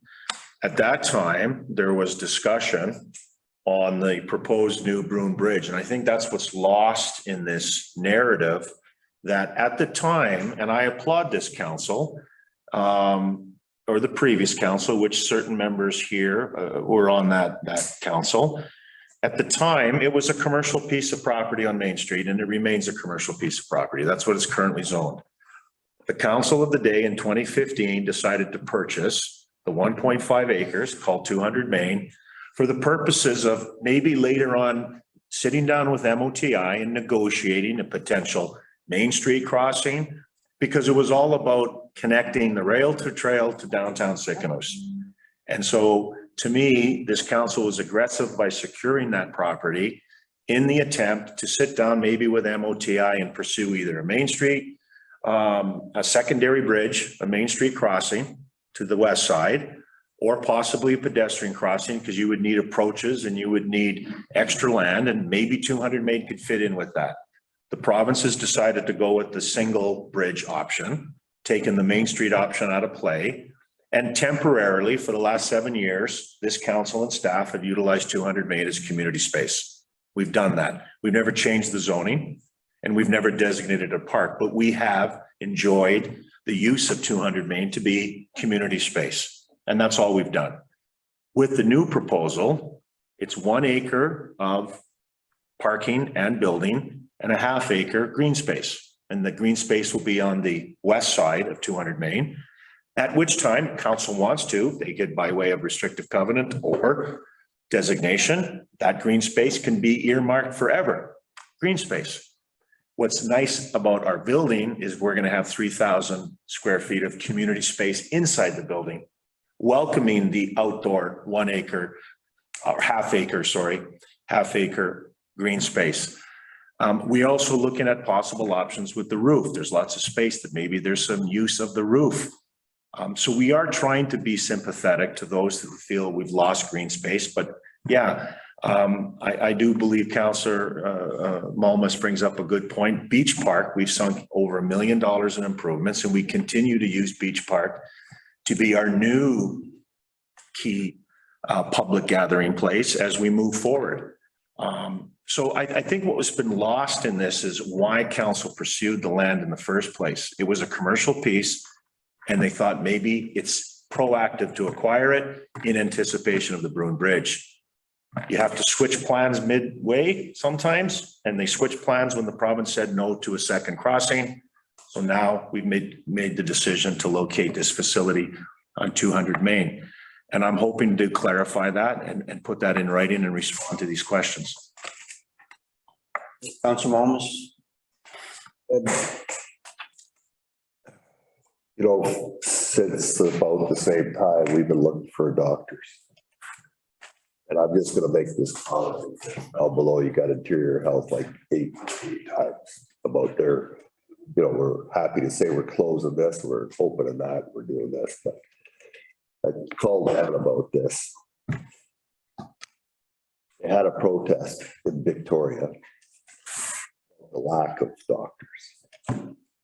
And they had I think it was Miss Fitzgerald was her name, was the interviewer representing the government.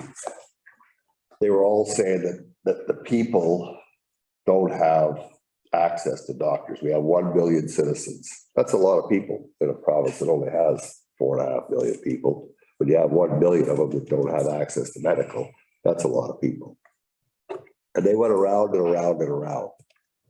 And they discussed why there are no doctors. But I waited on the phone to get in on this, but I never did get in on it. Probably because if I'd have got in on it, they would have hung up on me anyway. But it's not the province and the pay scale and this or that. The issue is the Association of Surgeons and Physicians. They're the ones that make a doctor that's not from the province of BC. It can be from anywhere else in Canada or another part of the world, South Africa or England. They can't come here. They have to go back to school again. So are getting any doctors in this community so that these people that are complaining have a doctor they could go to without going to Salmon Arm, which you can't get a doctor there now either. And you can go to Vernon and you can't get a doctor there now. We have 3 doctors as opposed to 2.5, opposed to the 1 that we had before. And this facility will attract 1 or 2 more, or we might have 4 full-time, and we will offer some other services. You know, I was not pro this whole deal to start with, but seeing the difficulties with doctors getting here and listening to Terrace doesn't have any doctors. The communities that don't have doctors don't have doctors. The idea that, where was the community that built it, Barrier or? Chetwynd. Chetwynd built a similar facility. They didn't have any doctors either. Now they have doctors. So we have the support of Interior Health doing this. So our job as a council is to represent the citizens and actually make life better for them. I think that we've done that. And I'm just tired of getting bitch slapped all over the place because people think that a few think they're entitled. It's like somebody saying we can't have our building designed because it's going to interfere with my view. Like you want to build a hotel, but the guy says one single individual, so then council votes against. We had big kahunas and said we're going to do this, and we're going to move ahead. And it's too late to change any of this. We're past that. All right, thanks. Good point. Okay, and you go ahead, Councillor Aries. Sure, through the chair. We get to read a few of these letters and have a lot of people tell us why the medical center is maybe not a great idea or shouldn't go there. But we talked to a lot of residents on this collectively, I think, and I know this is the important facility for the community and we're putting it in a good location. And there's not a doubt in my mind that this medical facility is a great thing in the location that we're planning to put it and that most residents are behind us doing it. Just wanted to be on record saying that because we talk a lot about the reasons it's not a good idea, but it's a great idea. So what took place in Chetwynd and when they built that medical center up there and they didn't have a doctor at all? So I keep going back to that because when they built that facility, next thing you know, they had 3 doctors. So what is the importance of the medical center in Sycamoose and that particular location? It's only 3 blocks away, maybe 2.5 blocks away from the seniors facilities, and it's on Main Street, and at the same time, we've just had an issue today when it comes to maybe having a car show on Main Street, and we're no longer you know, it's not the appetite of the business community for us to block off Main Street. So that was part of the problem there, but no, we never ever designated a part. It was always commercial. And at the same time, you know, we got $6 million in order and grant funding in order to build this thing based on our relationship with First Nations. So I think we just need to move forward. We need to build this thing. We've got one of the best architects and for us. We're very lucky to have that. We made a decision on this, and you know, you can digest this letter. I want to thank this gentleman for sending this letter. He has a concern, but you know, I'm kind of on the same page as some of the councilors here today. Let's get on with it. Let's build this medical center. It's going to be absolutely awesome for the community. It's going to be here for, you know, a long time to come, and it's going to be supportive of what we need, and that's medical help. Mr. Parliament, go ahead. One final note, Mr. Mayor, to Councillor Anderson's point, there's been a lot of talk about inpatient, outpatient, and we talked about this Rehabilitation stuff. This is an outpatient facility. You go in, you check out. You don't check in. You don't check in for a night. You don't check in for 2 nights or 2 weeks. You don't have the capacity. There is no accommodation facilities, nor are there a kitchen facility to provide food services. So it's no different than our current facility. We have set hours and it's an outpatient service. What we do have and what we've modified in the grant application, because people have raised the question, in the grant application, we talk about stay suites. In the grant application, when we submitted it 4 years ago, there was talk of maybe incorporating some suites for people and family members to stay if a relative or someone has to be in Sicamous to attend to their medical or physical attention. But we've abandoned that stay suite proposal that we submitted in the grant because of costs. Instead, we've modified the design to have 2 residential suites for professional healthcare support workers only.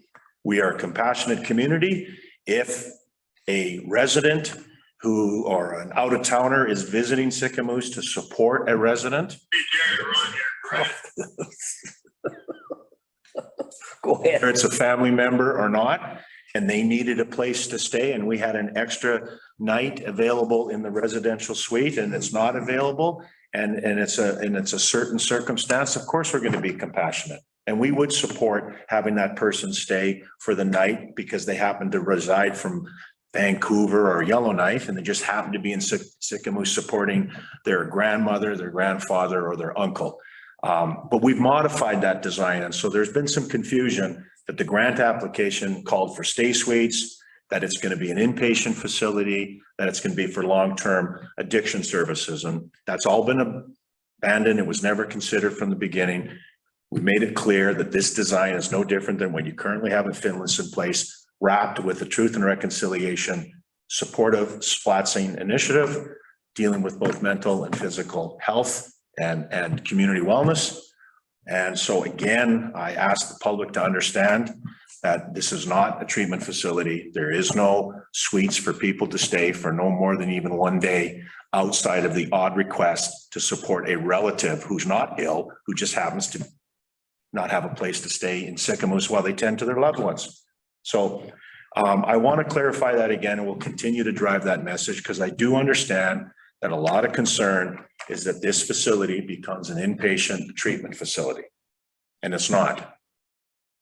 Okay, it's a community health center open to both Indigenous, non-Indigenous, catering on mental and physical health, wrapped around Truth and Reconciliation on a strategic parcel of land on Main Street to attract physicians and healthcare professionals for everyone.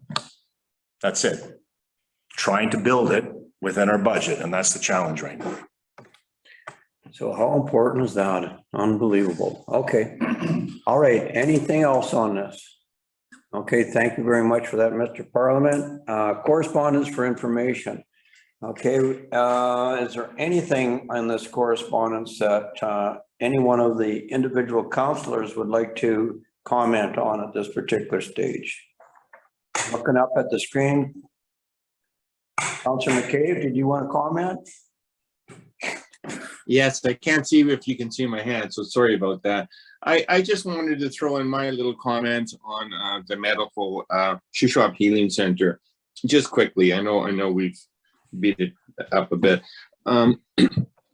Nobody's mentioned that this is owned by the community. This isn't just a building that we're letting a private practice set up a medical clinic. This is owned by the community for the community. We're moving from a space of 2,500 square feet for the medical component of it, like the community component of it for medical center portion, from 2,500 square feet to 7,500 square feet.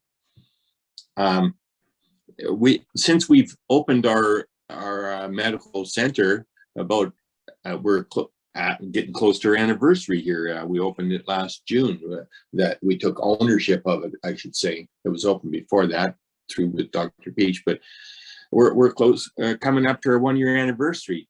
And I think our patient panel in a current medical center is around 2,400. The population of our town is 2,600. So it's more than, I think when Dr. Beach had it, he had a patient panel of around 1,700 or 1,800. So it's a need, and it's demonstrated the need for it over our first year of owning as a community. And we're tripling the space, and we're modernizing it too. And plus, outside of that, there's another 3,000 square feet for public space, and plus more space for mental health as well. So, and the business model is something new too, because the community owns it. The clerical staff that work in it, the medical health assistants, they're employees of the district of Sicamous. So that helps us as a tool to attract doctors, because doctors don't want to be in the business of running a business. They want to be providing health care. And so our new model with a new facility and 3 times the square footage from our old facility, and the fact that we look after the administration portion of it, all make sure that the community, the residents of Sicamous, have health care in their community to stay. So I just wanted to say that. All right, thanks, Councillor McKay. All right, any other comments on any of the other correspondence at this stage? Okay, I'm not hearing any. So there's a list here. I don't think there's anything that I want to comment on at this stage. So that brings us to this part of the meeting. So, all right. Recommendation that the regular council meeting for May 25th, 2022 be adjourned at 7:05. Councillor Bushell, all in favor? Out of here.